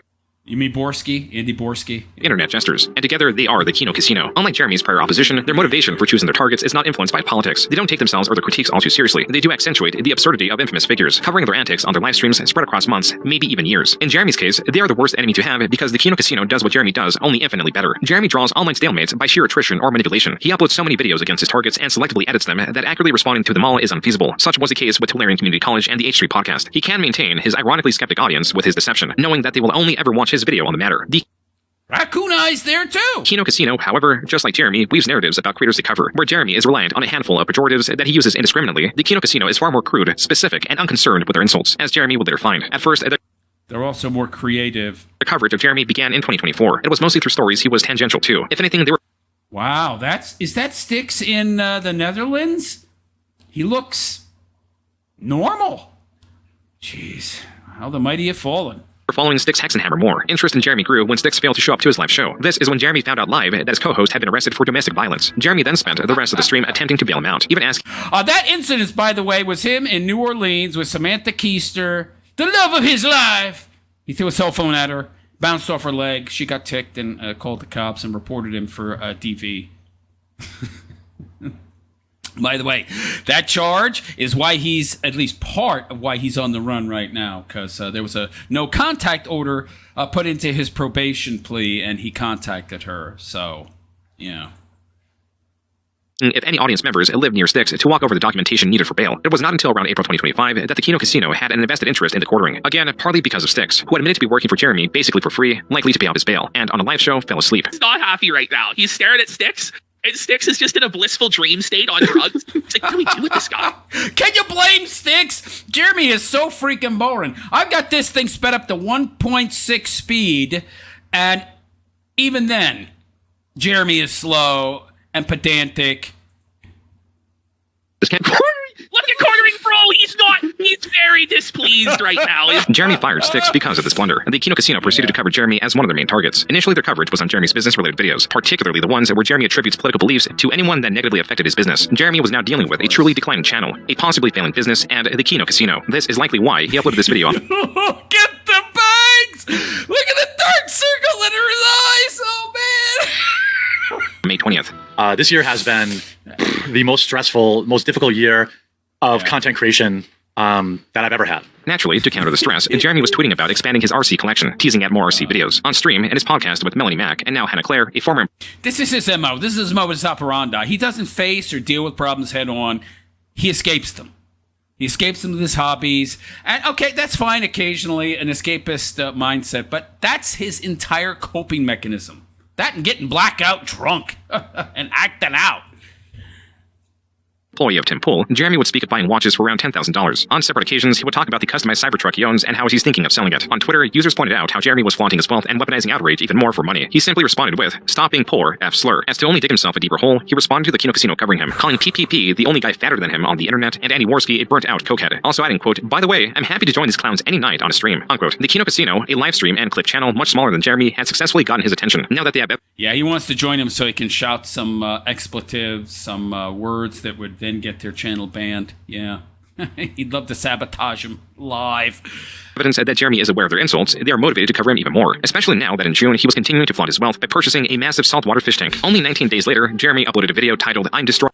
All the fish died. He hired some dude to take care of the fish, and they still died. My channel. In the video, Jeremy talks about having terrible anxiety, spending nearly every night thinking about how he's going to save his channel while reminding his audience that his channel needs to succeed for the sake of his employees. But I'll rely on YouTube, which has been extremely consistent for me over the past 5 years. For the first time in 3 or 4 years, I have started losing a lot of subscribers. Yeah, things change, pal. They don't stay the same. It's called reality. You gotta learn to roll with the punches. Now, he can't do that. Hundreds, thousands a day. I couldn't figure it out. I can't figure it out. Jeremy pleads to his audience, claiming he is reducing the amount of ad... It's reality. There's nothing to figure out. Things change. They never remain the same. What is he talking about? There's nothing to figure out, man. Reads to 1 a day. As for his content, Jeremy wants to create in-depth videos and be wrong less. I think the market has shifted, and it's no longer okay just to have to, just to read an article and give my, whoa, that's crazy. I need to be better. And to avoid having my wife sell her feet pictures, I have hired a researcher full-time. I was having near daily anxiety. You see me squirming around, doing this, touching myself, like it's a weird tick, like touching my heart. Jeremy was agitated, anxious, and one of the casino's prime targets on their July 4th stream. Here, they covered the previous month. Yeah, Adderall do that. Allegedly, speculatively, whatever he's taken. I don't know. It's happenings. Even Jeremy's new, inferior Rumble contract. So now what he has to do, because of his Rumble deal being changed, he has to show the Rumble subs, and he only gets half of that money. Let's just say we took a pretty huge pay cut at the end of our Rumble contract, and I wonder why. Let's go to his most recent video and see if anything. That's what I was gonna do. By the way, what's the title of this video? Flight forced to emergency land for insane reasons. So it sounds really clickbait. Rumble had a contract with him. It expired, and they gave him another one. Sounds like he's saying that it was less money than the first one. I'm surprised they would re-up with this guy. He's... Wow, Rumble, you need to get a new CEO, man. At least it didn't start with a coffee mug. What's the thumbnail? I mean, at least now that his Rumble contract's up in June of this year, he's not going to get another one. That's from the Rumble CEO himself. But good Lord. To re-up this guy a second time. You didn't figure out he was a big, giant grifter? Hang on, let's see the thumbnail. Let's see. I'm done. I'm done flying forever. So it's just full-on clickbait bullshit. By the way, one of the last chances to get your hands on... There it is! Immediately, he's still... Summer Legendary Pack. Seems mysteriously like the Mother's Day pack. $99. Like the coffee. How long did it take for him to shill the coffee? 35 seconds. 35 seconds. So we got literally no content before the shill. We click the first video. On Kiwi forums, while much of Jeremy's board devolves into speculation, user Return of the Mac and Cheese, while still joining in on the speculation, would often upload clips from Jeremy's Rumble live streams, making sure to prioritize the release of new information, like Jeremy's bout with gout, his worries with YouTube demonetizing low-effort content, and detailed information on his coffee sales. The Kino Casino would credit and utilize Return of the Mac and Cheese research, making the segments more frequent and more popular. The following to get your hands on... There it is! Immediately, he's shilling the coffee. How long did it take for him to shill the coffee? 35 seconds. 35 seconds. So we got literally no content before the shill. We click the first video. On Kiwi forums, while much of Jeremy's board devolves into speculation, user Return of the Mac and Cheese, while still joining in on the speculation, would often upload clips from Jeremy's Rumble live streams, making sure to prioritize the release of new information, like Jeremy's bout with gout, his... We love Return of the Mac and Cheese. He's great. The worries with YouTube demonetizing low-effort content, and detailed information on his coffee sales. The Kino Casino would credit and utilize Return of the Mac and Cheese research, making the segments more frequent and more popular. The following will not be eligible for monetization. Reused or repurposed videos, copied content, that seems the same to me. Low-effort uploads, He goes, Yeah, that's all of Jeremy's content. Oh, but don't worry, Jer. That's probably why he's paying him to promote his channel, so they don't demonetize him. All right. By August, it was clear that Jeremy did not improve the quality of his content. Instead of addressing its flaws, he once again turned the blame on YouTube, blaming the company for selectively lowering his channel's viewership. This is why he made the new channel, Quartering Live. Used to have Quarter Cast, and there was like 70,000 subscribers on there, but YouTube shadow banned it, which has also been giving me immense stress. Okay, no, shadow banned. The stress of the shadow bans. This is what every fucking political grifter says till the end of fucking time. I've been shadow banned. They're suppressing me in the algorithm. Jeremy's Quartering Live channel has considerably less viewership than the Quartering. These uploads often get less than 1,000 views a video. With these tests effectively proving the shadow banning of his main channel was false, he was now claiming that the majority of internet traffic is fake. My videos have basically remained the same quality for 12 years. Oh my god! That's the problem, buddy! Imagine saying that out loud. Reality changes. People change. They move on. The times change. The culture change. People's tastes change. You have to adapt. You have to change along with the times. You don't. And you wonder why your channel's viewership is in the toilet. So you're saying, pal, that what worked in 2013 should work exactly the same in 2025? That's delusional, buddy. I just think that there's something weird going. Like everybody collectively has had enough of the internet. I'm going to be real. No! I love the internet rules. What? Okay, guys? There's dead internet theory, which I do subscribe to, which basically, if I'm oversimplifying it, is that the majority of internet... This is just cope. He's just coping. No, pal, it's you. It's you! Traffic is fake. Jeremy was using all that he learned in the past 2 decades to attempt to resuscitate his channel, even using his oldest trick. Have you ever thought to yourself, hey, somebody should be paying me to watch these videos? Well, I've heard you loud and clear, and that's exactly what this week's going to be. Hey, Quartering, you dumbass. You're supposed to be a businessman that understands this. You know they're supposed to pay you for the streams? That's how you make money. You're not supposed to be paying them. It's another vanity project for you. Look at all the viewers we have that I paid for. Yeah. I love how he's outside on his swamp trying to appear more relatable. Hey, look at me, I'm outside touching grass just like you. Jeremy was attempting to fall back on giveaways. Only YouTube had long reduced the influence subscribers have on creators. The Kino Casino covered this and were following Jeremy's financial decisions. Come late August, they also began covering Jeremy's many stories of involuntary bowel movements. Only keep people for an hour, and I was totally off my game because I have anxiety diarrhea from you. He has anxiety diarrhea. He has anxiety diarrhea. I was trying to poop for an hour straight before the show, and then was it the 15 years? For an hour straight. He's on the porcelain throne. The porcelain Punisher is right. I mean, I had diarrhea for like 5 straight months. 5? Don't you own a coffee company, man? I mean, yo, I don't want to tell you your business, but I have a cup of coffee in the morning, and that does it for me, man. I'm pretty regular. Very regular. Drink a cup of coffee, pal.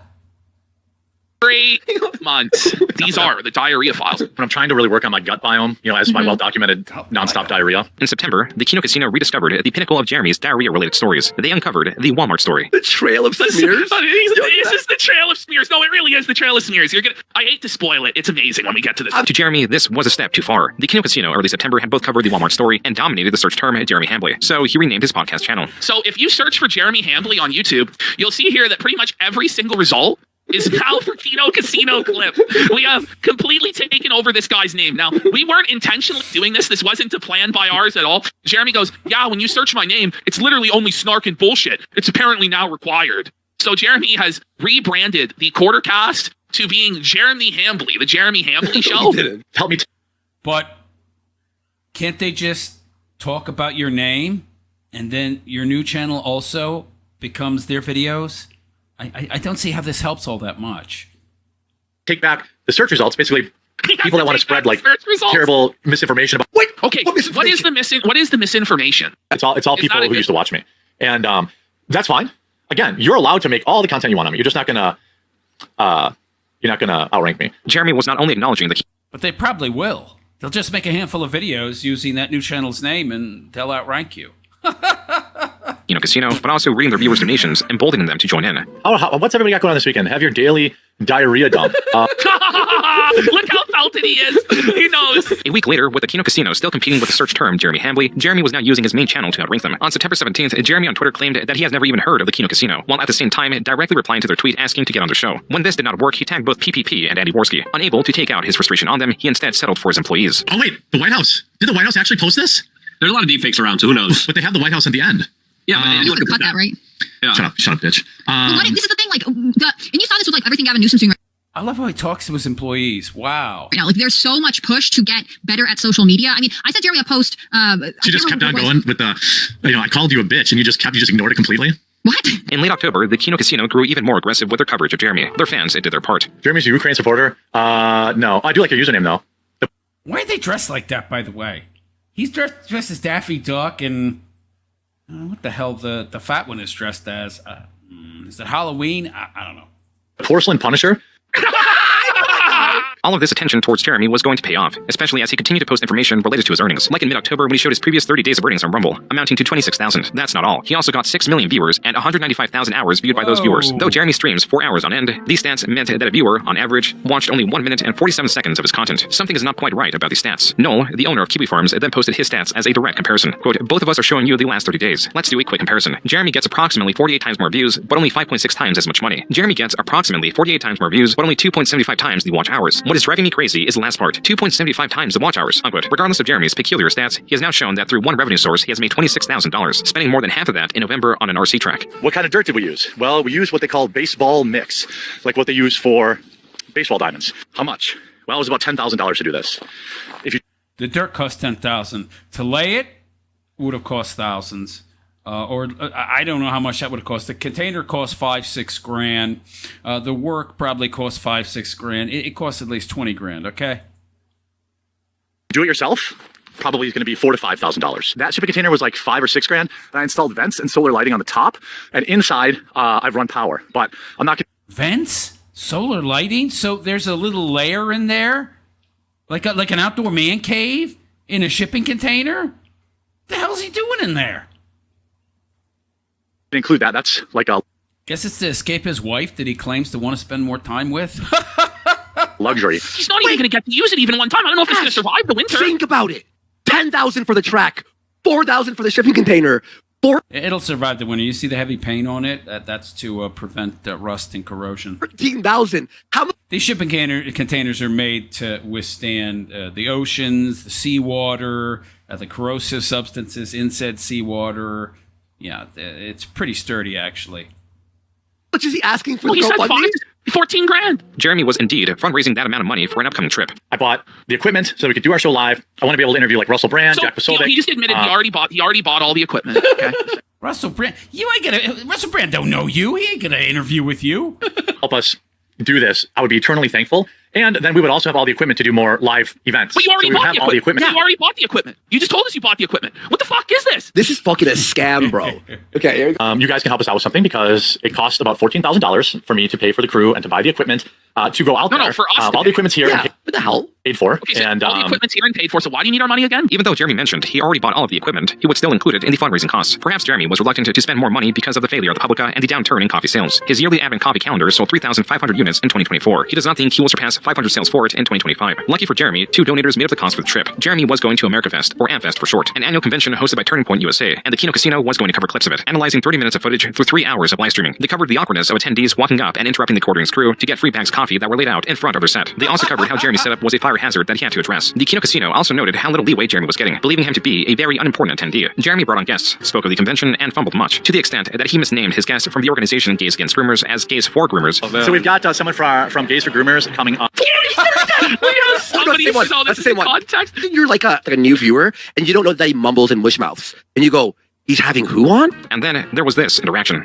Melanie and I will be watching the football game tonight, and what the fuck? Hannah Claire is like, what the fuck? I haven't been invited to this football game. Maybe going somewhere family oriented. I can watch football with you guys. Ooh, no, but Mel goes, yeah, come, please. Is that what it is? And Hannah Claire will probably be going somewhere family. Look at his that was a plea. Bring it back. Did she actually mouth help me to her? Like it almost seemed like it, bro. Oh my god, wait, hang on. No, she did. I think she might have. Tonight, and Hannah Claire will probably be going. What the? No, did she say help me? Is that real? No. She did. Somewhere family oriented. I can watch football with you guys. Now watch her saying you're welcome in female speech. Watch this. Oh yeah, no. Woo! Whoa, wait a minute. Yeah, she fucking said some shit back. She mouthed it. And then last micro. I can watch football with you guys. I would love that. Now watch his face here. Yeah, that would be. Wow, thanks, Melanie.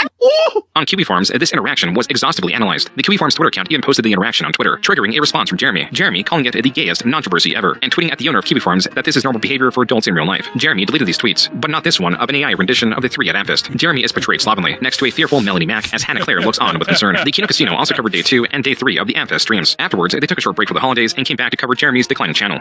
His video business, his YouTube channel, has declined to its lowest level in over 5 years, down 66%. 2026 was a different year for Jeremy, where he would normally make the New Year's resolution to stop drinking, to lose weight, to work less. It appears he has resigned himself to stay the same. An unprovoked monologue from a January stream captures this. A lot of people, you like have to make the choice of what your mindset is going to be and follow through. And I think for some people, just it's like you get into a mode and You're in the always rut. looking for the yeah. I would tell guys this all the time at the bar. You know, the bar I hang out at, it's a dive bar. Okay, there has not been an attractive single chick that walked in that bar in 20 years. Why would they go in there? People like you frequent it. When they know how attractive broads going into a bar, guys like you go to. There is some truth to the fact that people, what is the saying? Like, people are living the exact life that they want to live. And that does play out. But I feel like compelled to always try and be like, yeah, but do you want it? Like, is this fun? Like, there was a point in my life when I was kind of depressed and feeling in a rut, and I would be at that bar 4 nights a week. But like, I had a wife at home, which was even less of an excuse. But like, I saw the same fucking people there every night, the same 10 people every night. And it's like, man, no, like, this is a rut so deep, you're never going to get out of it. Somebody who drank probably 4 to 5 nights a week and has now gone to maybe once every 2 weeks. There's a book I read that is just... You're drinking every night, every day, every morning. What are you talking about? It's a really easy read. And I'm not telling anyone, hey, you got to quit drinking forever, because I don't think I ever will. My plan is probably never to quit, but it made it way easier to not drink on a weeknight. You know, it went from like 1 to 2 times a week to like, wait, I drank like 6 days in a row. Like, what the fuck? In those clips, Jeremy claims he drank 4 times a week, but then it was 6 times a week. The important bit was that he was making peace with his addiction, aiming to drink less rather than not at all. There was a similar approach to his YouTube channel as the Kino Casino we're noticing. Yes. He got, on January 19th, 20,000 subs. On a day, he got 87,000 views. Okay. And I was like, he bought subscribers. I'm like, no, I was running YouTube ads because things were leveling off. I wanted to see if I could re-engage. The views on that video, 80,000 of them were from my own channel. You get like 2,000 paid views, and it costs you about $2 to find a new subscriber. Jeremy was now utilizing what he previously called one of the most insulting services YouTube has ever offered him as a tens of thousands of dollars this dude's spending just to get vanity subs.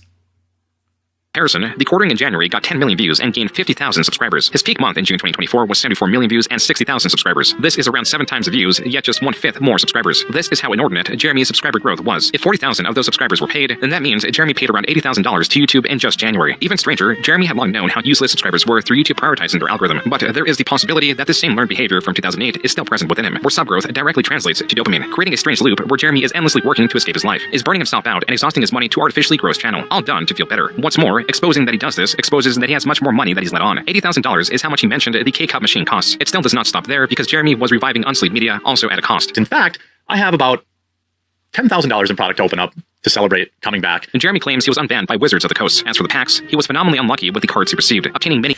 Didn't he say that he spent a further 10? So it's more like 20, 30 grand, I think, on cards. Inexpensive, rare duplicates. The pinned and love comment on this video reads, quote, "Thanks for the heads up. Forgot about this channel. Unsubbed immediately. I would prefer an actual rectal prolapse than having to suffer through any content from Jeremy. The walking prolapse." Unquote. So he live streamed this on the quartering live, and it has a grand total in a day of 1,500 views. Live viewers? Not live viewers, just replay views. No! Wait, is this sweater inside out? It might be inside out, but it looks like it's like a poop thing. Wait, I don't know, it's just a style. I'm being like a little... Now I'm being it's like... inside out! It's inside out! The Kino Casino reacted to this lengthy stream, and where Jeremy admits to forgetting to go live at the very beginning, which means he was opening packs to no one, and is wearing his sweater inside out. The most shocking event did not even happen in the stream, but a different one. Ash, emergency. What's going on? Quartering just got caught looking at cock porn? No! It's on Kiwi Farm! That's why I can't scroll Twitter. Out.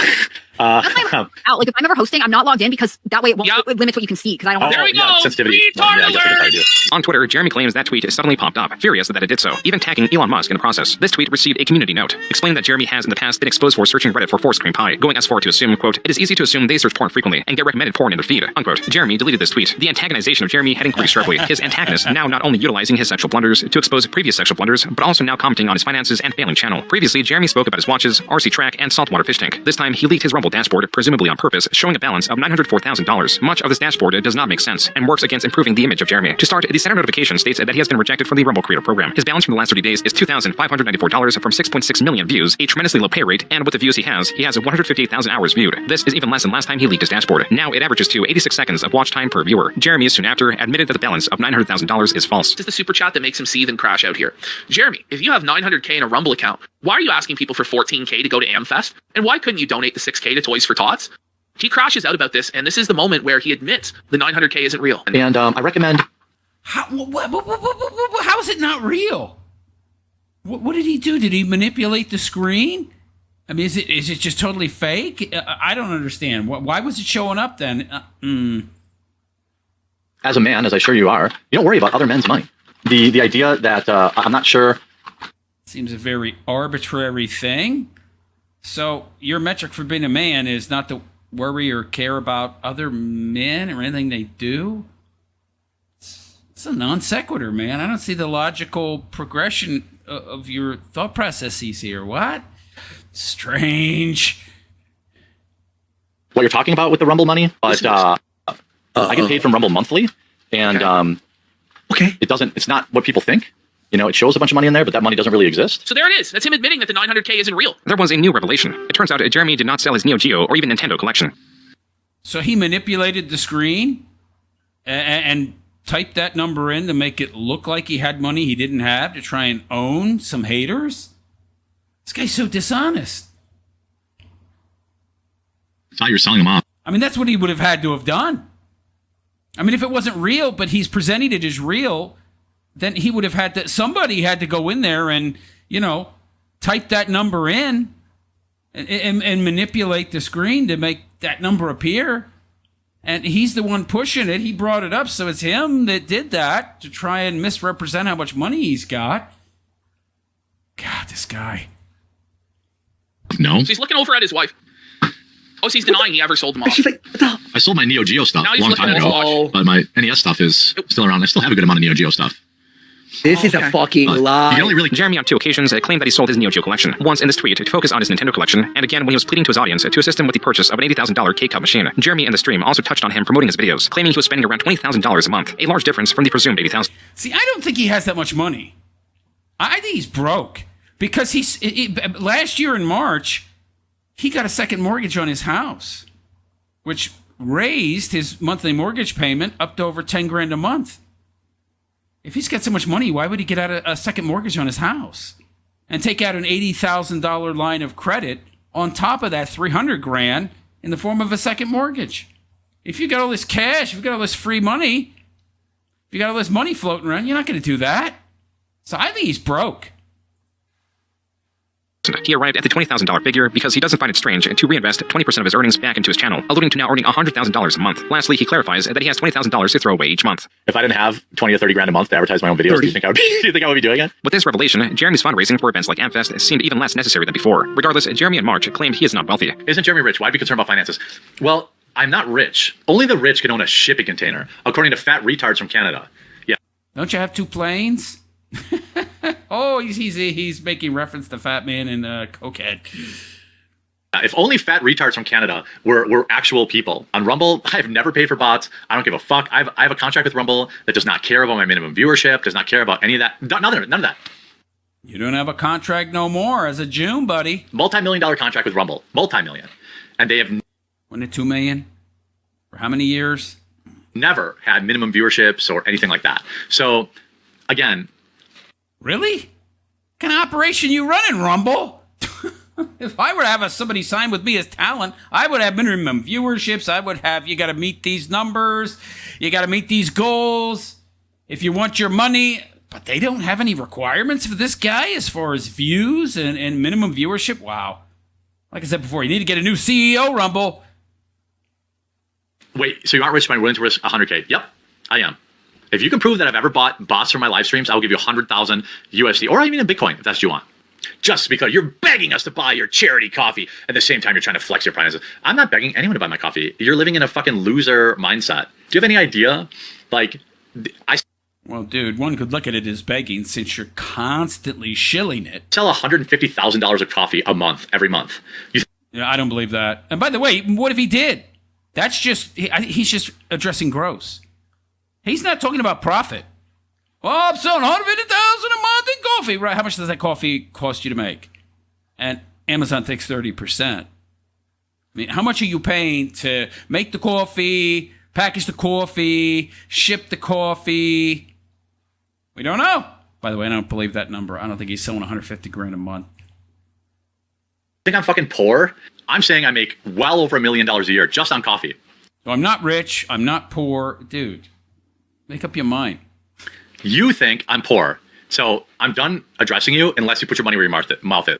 Right, Schrodinger's grifter, yes. That last video is where this video was meant to end, and this post, by Return of the Mac and Cheese, posted March 24th, was only a footnote. Now, it is the reason this video had to be rewritten to include a new chapter. Quote, yep, I got an anonymous tip from someone who claims to know people who know of Jer IRL that quartering's best friend is a legit wife-busting bull. I looked into it and can 100% confirm this is real, and dude and his wife swing through the Hambly house to get blackout drunk and hang out in the hot tub and use your imagination, what else? Unquote. Jeremy's friend has stated publicly on Twitter that they are friends. He is also part of the quartering's Discord server, even given the unique role of quartering Adam, the Wisconsin Bull. Mac and Cheese then shows Jeremy's friend's Discord ID is GrapeJelly817. There is a Reddit account with this exact same username. The problem was that this post and commentary was hidden, but a bug allowed Mac and Cheese to somehow view the hidden comments. Several comments were made on r/Midwest Hotwives, a subreddit dedicated to lewd photos and swinging, and also the Wisconsin Bull subreddit. This is specifically dedicated to seeking out a quote-unquote bull, a third party to join in intercourse with a couple, sometimes as one partner observes rather than joining in. And Jeremy's friend with his real... Is that Jer? In the chair? Watching his wife get railed? Oh my! Name on Twitter can be seen petitioning women for sex. This all proving that Jeremy's friend is an active swinger. The rest of the post is full of clips or photos meant to convince readers that Jeremy and or his wife is involved with his friend and or his friend's wife. First of note is this clip considered to be a Freudian slip. Right? Like, he's got some STD or clearly he's taking part in that lifestyle. You know, in my experience, I've never taken part in this lifestyle. But I know I have friends who have, and then obviously I've covered people who have, swingers. Instead of cucking now, they call it hot wifing, which is literally just letting your wife bone other dudes. Yeah. This post also includes Jeremy's belief that Nick Ricada, a different controversial creator receiving oral sex from a woman who is not his wife on stream, is not a quote-unquote own. Jeremy's previously leaked search of Reddit for cream pies, the specific type of pornography that appeared on his Twitter timeline when he streamed, a time that Jeremy allegedly posted cuck porn to his Twitter, a fantasy he explained while showcasing an interview with Gina Carano, where he is a loyal friend who sits on the sidelines while Gina would be sleeping with various other individuals before gravitating to Jeremy inviting his friend and his friend's wife over to join him in his hot tub, while also commenting on his friend's wife's big old boobs, various other mentions of Jeremy's friend's wife visiting his house sometimes to clean, other mentions of Jeremy acting inappropriately towards women who are not his wife, and finally is this part of Mac and Cheese's closing statement. Quote, obviously nothing here is stone cold proof, but perhaps there's something to the long-term speculation in this thread. Let's just focus on the objective facts. Jer is a pervert and creep. Jeremy's best friend is a bull and swinger. Redacted appears to be wealthy and owns a $1.25 million 6-bedroom 5-bath home according to public record, yet his wife goes to quartering's house alone to quote-unquote clean regularly. Jeremy makes comments about his friend's wife's fat tits and how bad wants her in his hot tub while drunk on stream. Jeremy has cuckold and cuckold adjacent fetishes, which he publicly exposed. Jeremy openly talks about having sex with women who are not his wife or simps for women and spends massive amounts of money on them, with seemingly no fear of being exposed, despite having many enemies online and admitting his family and friends follow his online presence. Until recently, Jer and his wife were admitted atheists, and Jer's very obvious hedonistic lifestyle of constant drug and alcohol addictions was tolerated. Unquote. This post has received even more likes and rewards than even the first post on this thread. It is possibly even the most awarded post on Jeremy's thread. As such, the Kino Casino dedicated 5 hours of their 7-hour stream into covering this post and Jeremy in detail, not censoring Jeremy's friend's face or name, and promoting the belief that Jeremy is unfaithful to his wife, while also periodically mentioning that this is speculation and their opinion. Jeremy Hambly is a cock! Jeremy Hambly is a cuckold confirmed! His best friend Adam is a fucking bull that comes over to his house every fucking week and is plowing his wife. It turns out that Sky Road was a vanilla gorilla all along. Over the coming days, the coverage of Mac and Cheese's post was reaching Jeremy and bringing even more interest towards him and his shortcomings. Mac and Cheese and the casino were celebrating with a victory lap. Jeremy was none too pleased with what was going on, nor with the Kino Casino. PPP or Andy Worski, either one of you guys are welcome on my show anytime. Anytime. They'd rather insinuate that my wife of 15 years is having an affair with somebody else and put that shit out on the internet like it's a fact based on nothing. Oh, I don't think it's an affair. That would imply that you don't know about it or something. No. I think you full well know. Then I've reached out to both of them, and guess what? Neither one of them have replied. I wonder why that is. On March 30th, Jeremy tweeted to address the ongoing drama, denying that he has an open marriage, and while he's fine with people making fun of him, he claims the harassment has people mailing things to his house and making his wife feel unsafe. Mac and Cheese was twisting the knife, noting how March was Jeremy's worst month ever, yet it has 18 million views. However, this is explained by Jeremy's strategy of uploading YouTube Shorts, short-form videos that get hundreds of thousands of views and yet pay very little. His regular videos this month amounted to around 7.5 million views. By the way, the past month is down. It's now about 5.2 million. Jeremy's channel, at least for his regular content, is declining steeply. To make matters worse for Jeremy and those around him, a detailed docs of Jeremy's friend was posted on QB4. His channel's under attack! Yeah. Forums, alongside a separate post detailing Jeremy's friend's criminal history that includes domestic abuse. On April 3rd, Jeremy again tweeted at the Kino Casino, requesting to have a debate/conversation. He also posted the messages he sent to PPP, and the considerably lengthier and far more numerous messages sent to Worski, likely because of their history covering similar topics in 2018. He'd even petitioned Noel to host a possible debate. Noel responded by clarifying that PPP is after Jeremy's financial information, likely circumventing the debate by mentioning how inconsistent Jeremy is with the status of his finances. Jeremy goes on to claim that he is willing to go on Caleb Hammer's Financial Audit podcast, a request previously made by the Kino Casino. On their stream, they celebrated this development, perhaps too soon. He's scared of what's being revealed about the bull. He doesn't want anyone digging any deeper into the situation. He's dressed up like a rabbit, and the other guy is a friggin' carrot? Okay. With his bull into the Nexium cult and all of this. So he's prepared to agree to fucking anything. Like, honestly. And we could probably get a lot more out of Jeremy because we hold all the cards. We have all the leverage in this situation. I told you guys, the house always wins. Just one day later, PPP on Twitter shared a screenshot of a community strike the Kino Cathedral promo channel received, not to be confused with their main channel Kino Casino clips. The Kino Cathedral received a strike for harassment and bullying, PPP claiming it was Jeremy who reported the video and is responsible for the strike. Jeremy on Twitter stated, quote, PPP, a random Canadian, only considered stop spreading slanderous lies about my wife, my friend, and family if I gave him 7 years worth of tax forms. Again, a random fucking nobody demanded my tax forms in order to even consider stopping harassing my family and friends. Yeah, that's a straw man, by the way. You were not being required to give your tax forms to PPP. They would have went to Caleb Hammer, who would keep them confidential. What he has to do is that's part of his show and his reputation, and if he were to reveal personal information that you didn't want him revealing, people wouldn't go on his show. So he has a reputation to protect. So that is a false framing of the entire situation. Fuck him, unquote. Jeremy was not going forward with the Caleb Hammer podcast or any debate for that matter. Later that night, PPP posted again. Another video had been taken down, this time on the Kino Casino's main channel, for violating YouTube's policy on personally identifiable information. PPP will later confirm that it was filed by Jeremy's friend. The way the YouTube strike system works is that after a warning and 3 community guideline strikes, the channel is banned. This means that if just 2 more videos are taken down for a community guideline strike, so would the entire Kino Casino clip channel. Worski reported that Jeremy had shown the quartering YouTube channel was not the source of the initial report. Worski also believing that while it may not have been the quartering, Jeremy still has countless other channels. So the possibility of Jeremy being the source of the reports still remains. On the morning of April 5th, Worski stated that the strikes were appealed as to have them overturned, and their videos were restored. The looming threat of a ban was seemingly gone. Jeremy, still being blamed for the initial reports, was claiming that if he wanted to get them banned, he could, claiming either Worski or PPP is a ban evader and that their YouTube channel is a walking terms of service violation. Worski retorted by believing this was an admission that Jeremy was behind the reports and also posted his YouTube channel as to show he is not ban evading. Even so, Jeremy continued to tweet, now more menacingly. Quote, if these clowns keep going after my friends and family just because they don't like me, totally fine, I will in fact take everything they have and never apologize for it. Psycho weirdos are messaging my wife, calling her phone, people are harassing my friends. Roast me, fine. There used to be a line, I don't give a fuck what you say about me. But these psychos are harassing my family, my wife, and my friends. They have no rules, and starting today, neither do I. You guys have spread disgusting vile lies about my wife. You literally retweeted a Photoshop picture of her, someone who is not on the internet. I strongly dislike you, but would never— She is on the internet. She's all over your channels. What are you talking about? You've got her on the front page of your coffee company website, dude. dream of bringing your family into anything. I don't think it's crazy to expect 2 other grown men to understand that my wife, who is not an online person, to be left out of things. The more they push it, the more I want to become the villain they already accuse me of. Unquote. This was viewed as yet another empty threat, one that brought on even more ridicule. New to the mix was Jeremy's often uttered inane question, how was your weekend? A question Jeremy poses before going on what are viewed as excessive discussions of mundane activities, all in an effort to fill time on his podcast. Jeremy was not being taken seriously, so again, still on April 5th, he reconfirmed his threat. Quote, first will be your YouTube, which is in violation of ban evasion. Easy takedown. And next will be your kick. I literally begged you two to be reasonable. I tried everything. You chose this. All I wanted was to let you guys dunk on me. Unquote. PPP responded by stating that Jeremy is shameless, has no power anywhere, and is a cuckold. Jeremy then reached out to Noel again as a medium to relay a message. He has demanded that the Kino Casino take down their videos attacking his marriage or he will bury them, and that he can burn it all down with his 5 years guaranteed salary at Rumble. In this screenshot, Jeremy claims he has a non-racial slur YouTube representative, and all— By the way, that 5 years turned out to be false. He has no more years with Rumble as of June. He's done. Would take is one phone call. The medium of communication would become exceedingly important in the coming days. As for Jeremy's threats, PPP posted this message and refused Jeremy's offer, calling it a mafia-don extortion tactic. That was the final straw. In the early morning of April 6th, Jeremy promised scorched earth. More mockery came as response to Jeremy's newest threat. Kiwi Farms celebrated both Jeremy's rage and how well-fed PPP from the Kino Casino would be in monetizing Jeremy. As many hours had gone by and Jeremy had failed to make good on his threats, his Twitter replies had become so filled with comments mocking him that even the ones he purposely hid were so numerous they possibly outnumbered the unhidden replies. Even Noel commented on Jeremy's inaction. Finally, Jeremy began streaming and many viewers anticipating the stream both joined and were banned likely for their comments. Noel also commented on the stream as Jeremy was not even talking about the Kino Casino, rather returning to his standard programming. The scope of mockery was increasing. More creators were jumping in to denounce Jeremy, often in support of the Kino Casino. We're still here, Jeremy Hambly of Wisconsin! It turned out that this was not the first time a threat of the sort came from Jeremy. In 2018, creator Mr. Medicare was fighting with Sargon of Akkad, and had the possibility of getting his channel struck or perhaps even banned just by the act of a viewer donating a racist message. The courting threatened to do such a thing, going as far as to demand to confront him, but only on Medicare's live stream as to send a racist message to possibly get his channel banned. While Medicare failed to agree to Jeremy's terms, Jeremy himself began streaming and accepted the call from Keemstar. It was then that Keemstar added Medicare to the call, assuring the confrontation would happen, just not on Medicare's channel as Jeremy demanded. You basically said, I can't wait to fucking super chat you 1488. Wink, Jim. Oh my god, Are you scared of the audience? You scared of what happened to Ralph? I'm going to super chat you 1488. Wink, wink. Fuck you. No, that's not Fuck what I you. said. You're obvious. Fuck you. That's not what I said. That was what Jeremy in essence said. You just told me you didn't say it though.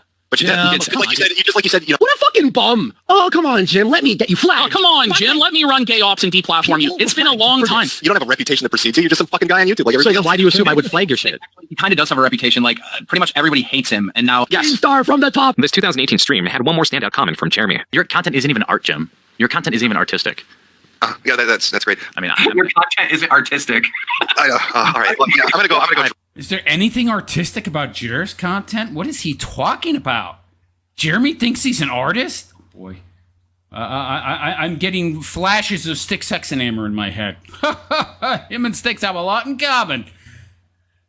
Pretty good.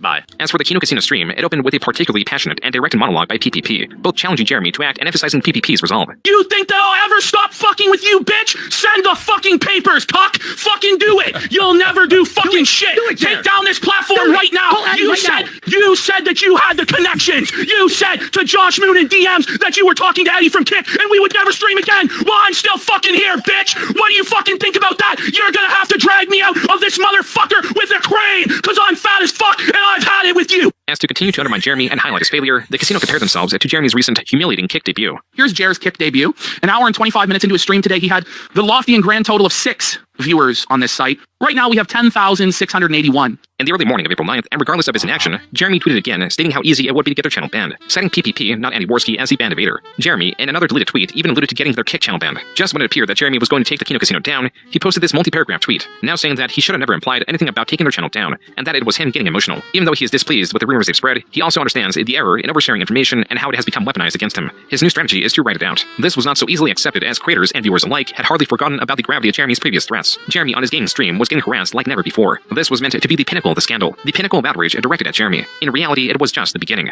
On April 10th, the Kino Casino's biggest channel, their Clip channel, was banned for violating YouTube's terms of service. On Twitter, PPP stated on the matter, quote, "We'll sure to his word, quartering flagged down our entire Clip channel for quote-unquote ban evasion. He really is the most pathetic worm you could possibly imagine. Free speech warrior my ass, our channel is under attack." Unquote. Hundreds of creators and Twitter users were quote tweeting in support of the Kino Casino. Andy Worski reconfirmed the reason the channel was taken down was for ban evasion, just like Jeremy threatened. Even Andy Worski's main channel was banned just minutes afterward. Jeremy shared this photo and message about receiving a gift from his wife, mentioning that his birthday weekend was kicking off right. The gift was a box of swords that included decorated playing cards, a die, and even casino chips. This was thought to be a direct reference to the Kino Casino and their banning. Just 1 hour later, the Quartings weekend took a dark turn. Quote, "In the last 5 hours, people have shown up at my house. Caller ID block numbers have called both mine and my wife's phones." I don't believe any of that. Nobody showed up at your house. There was an F-150. Yeah, that was a lie. That was proven to be false. Caller ID, in my opinion anyway, caller ID numbers blocked. How would anybody get your number? You're talking about your private cell phones? Who's getting your number? Get out of here. This is all BS.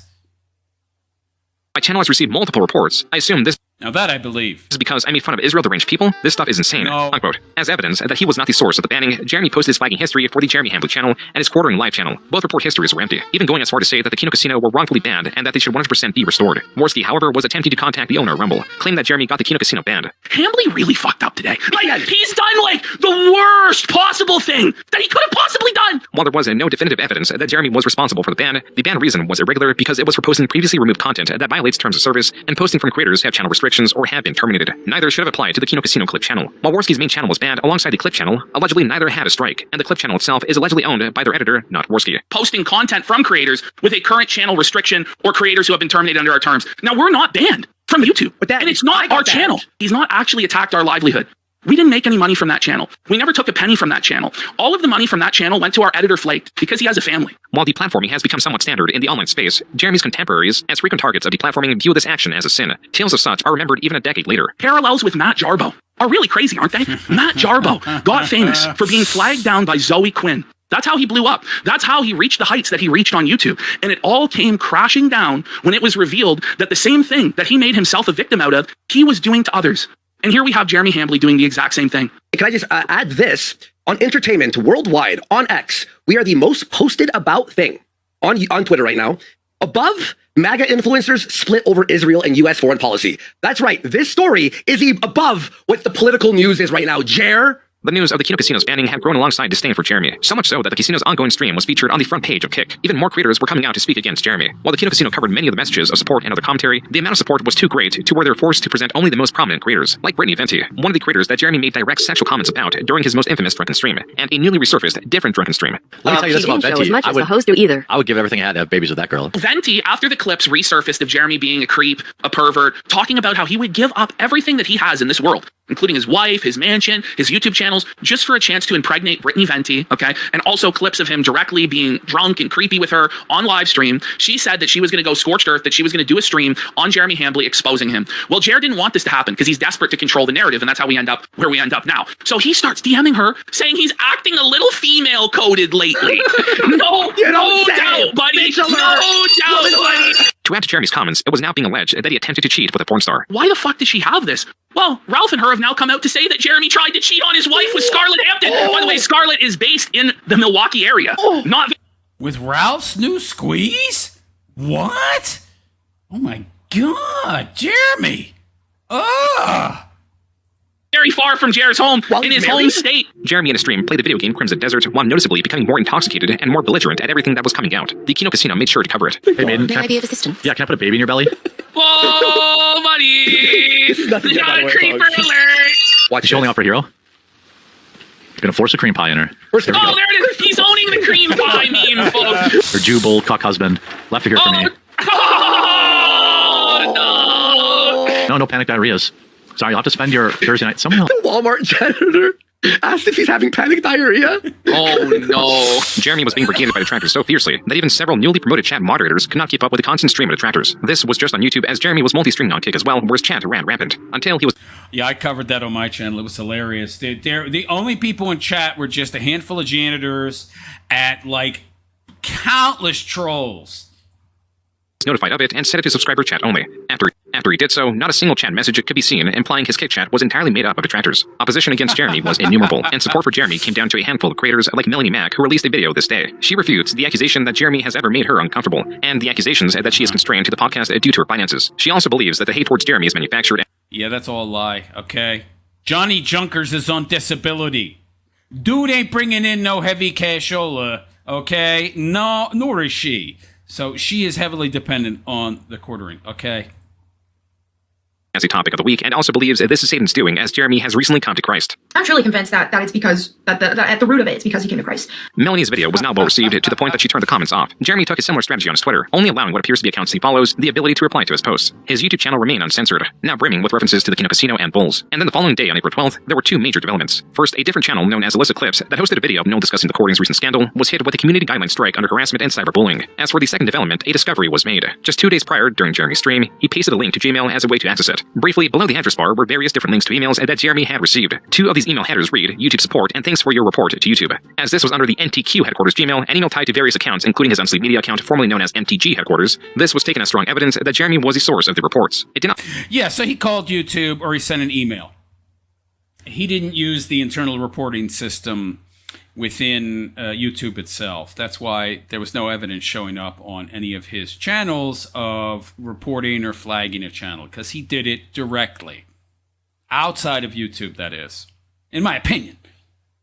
Help that he had failed to show the report history for Unsleep Media. Jeremy, not even an hour later, refuted this, claiming that at least one of the emails were related to his Unsleep Media account being demonetized. Jeremy's statement was not so easily believed, as the email lacked the header, meaning it cannot be cross-referenced to the links seen in the clip. It also mentions nothing about a report being received, as the subject of the email was an appeal. Two far different, distinct types of emails from YouTube support. When asked why he hasn't shown the report history for Unsleep Media, Jeremy responded only by calling the person asking the question desperate. And when asked about why the subject of the email was not tied to the previously seen address bar suggestions, Jeremy outright ignored the question. As another piece of evidence against Jeremy, this creator claims to have reported their own channel with a separate channel they own. What they found is the subject of the email they received is word for word what appeared in Jeremy's address bar suggestion. Additionally, a stream from a smaller creator covering the situation was taken down. Jeremy's email scandal, along with many other developments, would be covered in the Kino Casino's 11-hour April 13th stream. It opens with a newer theory that the Quartering was able to get the Kino Casino banned, not through email, but through a phone call. Quartering made a phone call. He has a contact at YouTube that's high up behind the scenes. God only knows how the fuck he got this contact. But it's a complete cloak and dagger conspiracy with this fellow. Yeah. It's so insidious the way that this was done.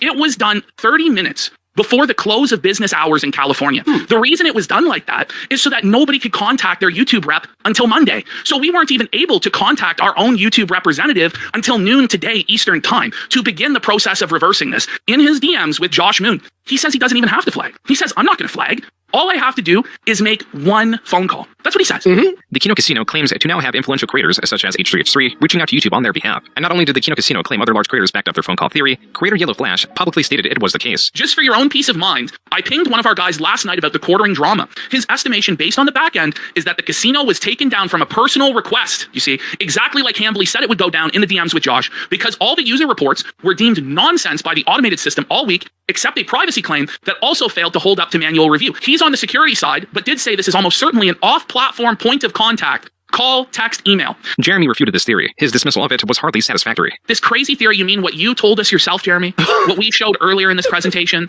when you told Josh Moon that all you had to do was make one phone call to take our channel down? Trust me, bro. Just trust me. I didn't do it, even though I said I'd do it. You gotta trust me. Yeah, I don't think so, pal. Crazy theory from some unknown source. You mean you? The unknown source is literally your own DMs and your own words. Kino Casino then shifted to covering a long history of Jeremy's hypocrisy involving harassment and how demanding he was for others to show proof of harassment when now he himself was failing to do such a thing. The Kino Casino also covered more of Jeremy's recently uncovered exploits. When I was in my teens, I had one threesome. It was just two guys, and it was. He's participating in sexual acts with other men. Wait, two guys? Oh, So three men? buddy. Oh no! It was two guys and a girl. It was two guys and a girl, and like. Wait. Why is he acting like he was watching a threesome with two guys and a girl? What's actually happening here, Jeremy? It's like third person. The Kino Casino's banning had triggered a fierce Streisand effect. Normally, these tales of Jeremy only reached the dedicated viewers of their Clip channel or live stream. The Clip channel's videos rarely surpassed 100,000 viewers. Now, even just this VOD on Kick was more than double that. What's more, the Kino Casino stream had a segment where they shouted out various creators who had tweeted or made videos in support of them. This amounted to 78 creators with hundreds to millions of subscribers. Within were some former and even current friends of Jeremy. Even enemies of the casino were reaching out in support. By the way, there's a bunch of new Clip channels on YouTube, all showing Kino Casino content. So before it was limited. Now it's growing exponentially, Jer. He has not heard of the Streisand effect, apparently. And look at those raccoon eyes.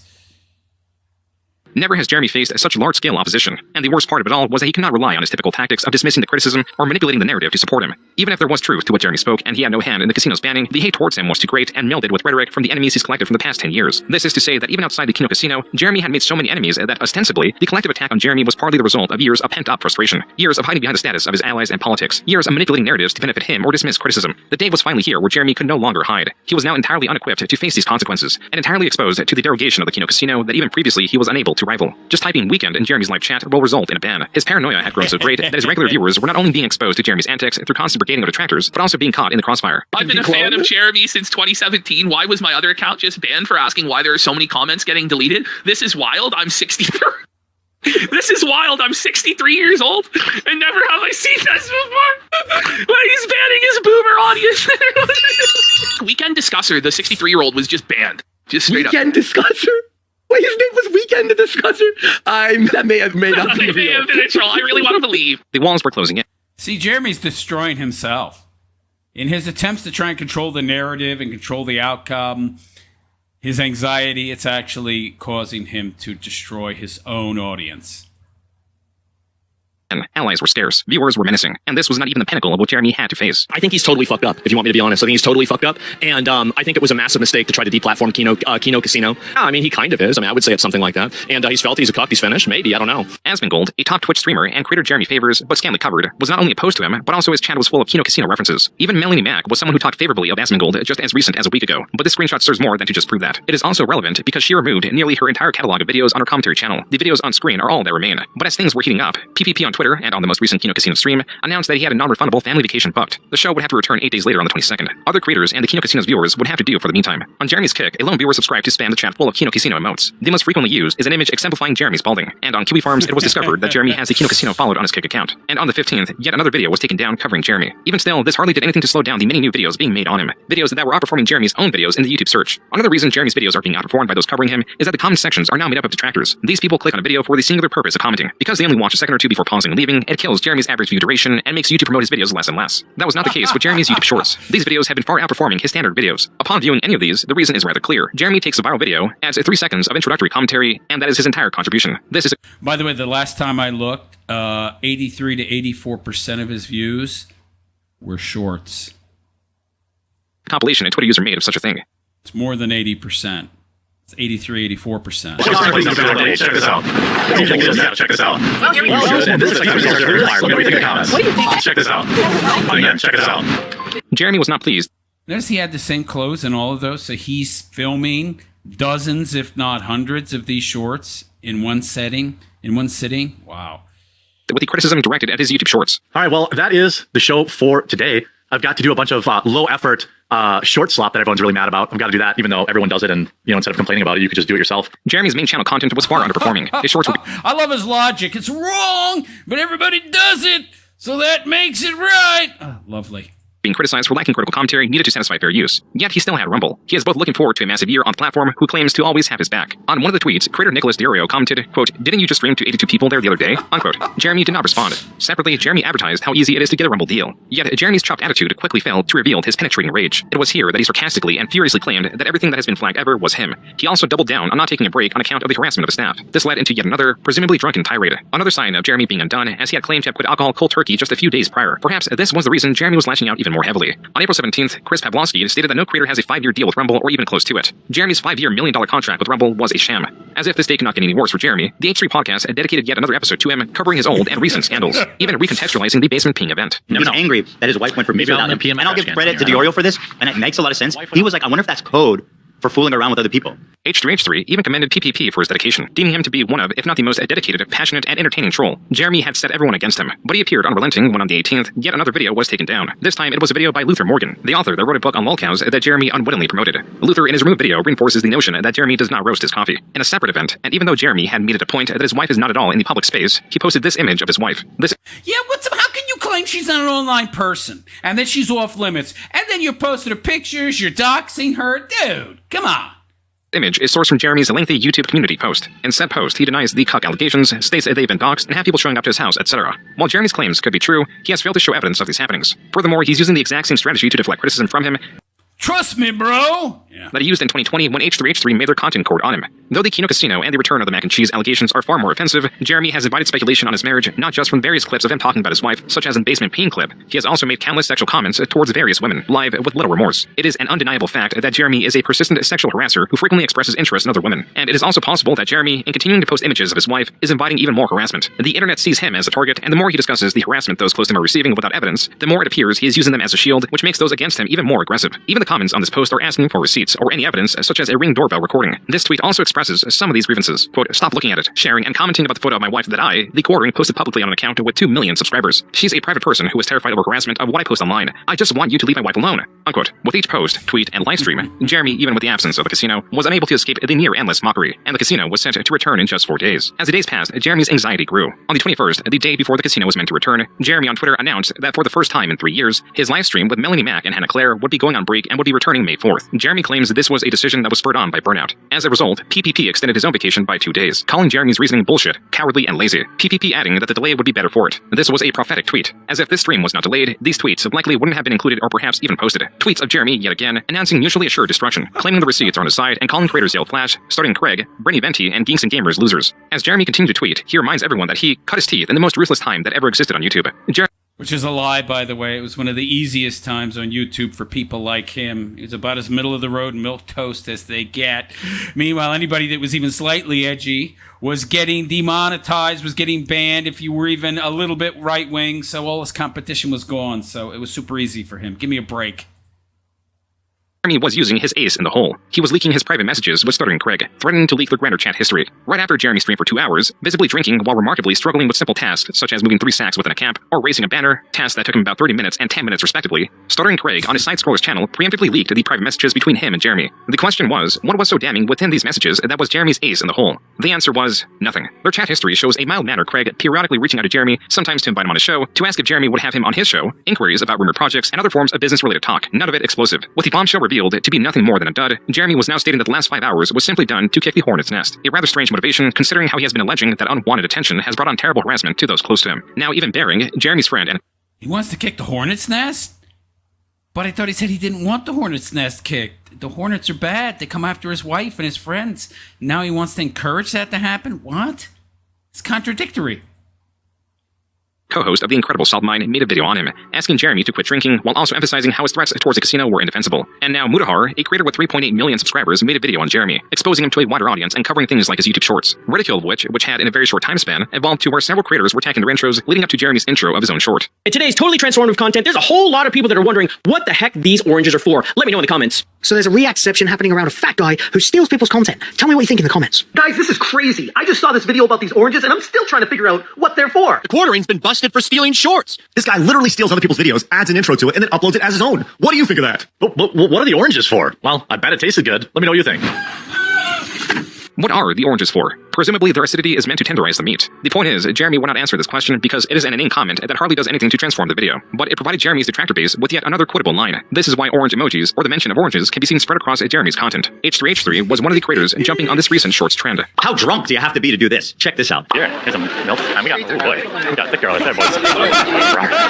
Well, here's another one. If I did see a girl in a chainmail bikini, you know we would have got her on camera. This is in Bristol, Wisconsin. Ooh, her cup overflowed. She's a little bit old, but she overflowed. MILF, yeah. She's keeping it tight. You know she DTF. She got.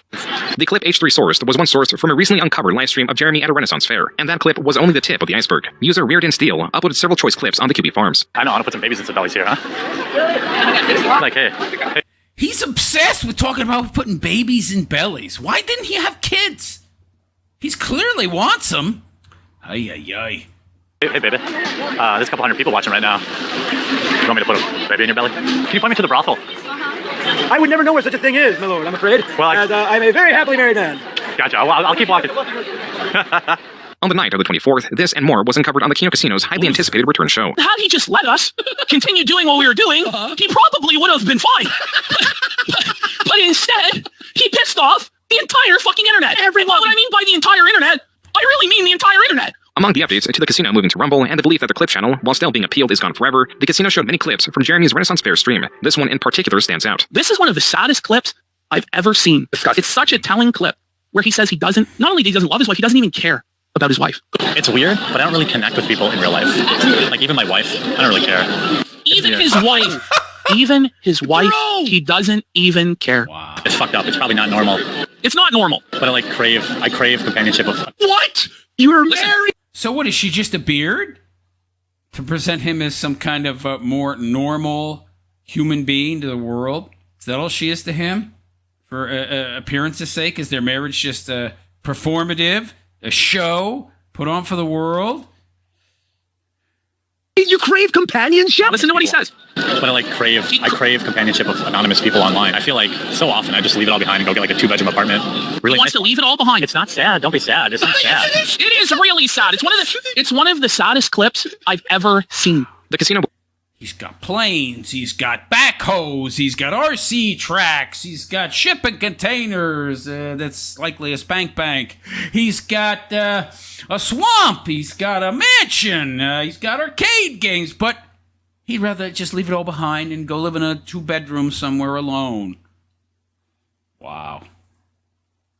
Would go on to show many more comments Jeremy has made expressing his interest in other women. Among the videos showcased was Luther Morgan's second video covering Jeremy, provoked by the takedown of his first video. The second one goes into even more depth, not only on the mysteriousness behind Jeremy's undeclared roasters, but also the various infractions involving the coffee's packaging. I wasted 40 of my own dollars to get coffee brand coffee. Luther Morgan in his video explained how Jeremy with his coffee brand coffee is breaking Amazon's rules, not following FDA labeling guides, and breaking FDA code by not labeling the manufacturer or distributor, the flavor additives, the expiration date, nor the added caffeine content on any of the bags Luther purchased. As another blow to Jeremy's business, it was found that the trademark for coffee brand coffee was abandoned. And with that, I'm telling you, somebody out there should register this trademark. It's been abandoned. He's still selling the coffee. You get the trademark, you register it, then he got to pay you money.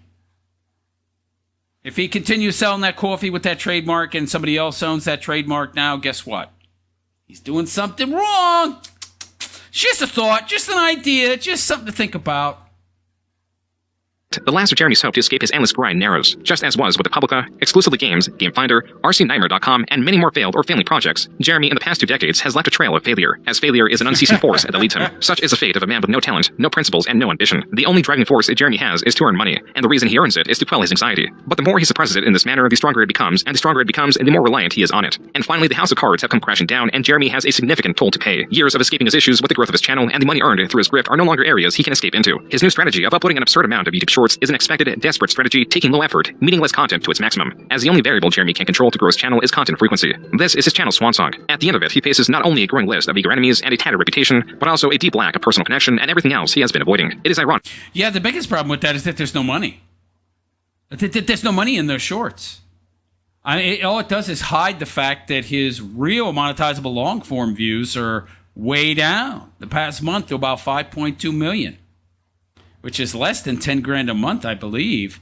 Doesn't even pay his mortgage. That a man that has built a career in sowing division, in spreading misinformation, and in eroding trust has unified so many, even if only as opposition against him. So there you go. My review of Joon the King's quarter-inch documentary. 2 decades of, I guess you would call grift. Wow.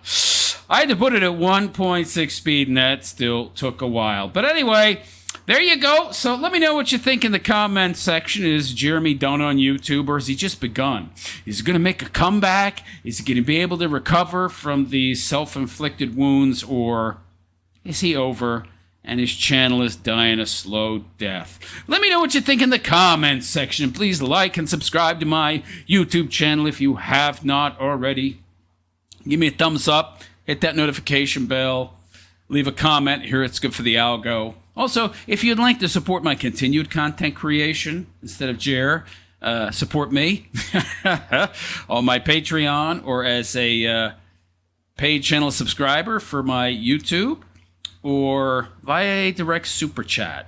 Any amount's greatly appreciated, and any amount helps a lot. Also, follow me on Instagram and Twitter and Facebook. You'll find all those links in the description. And on that note, I'm out of here.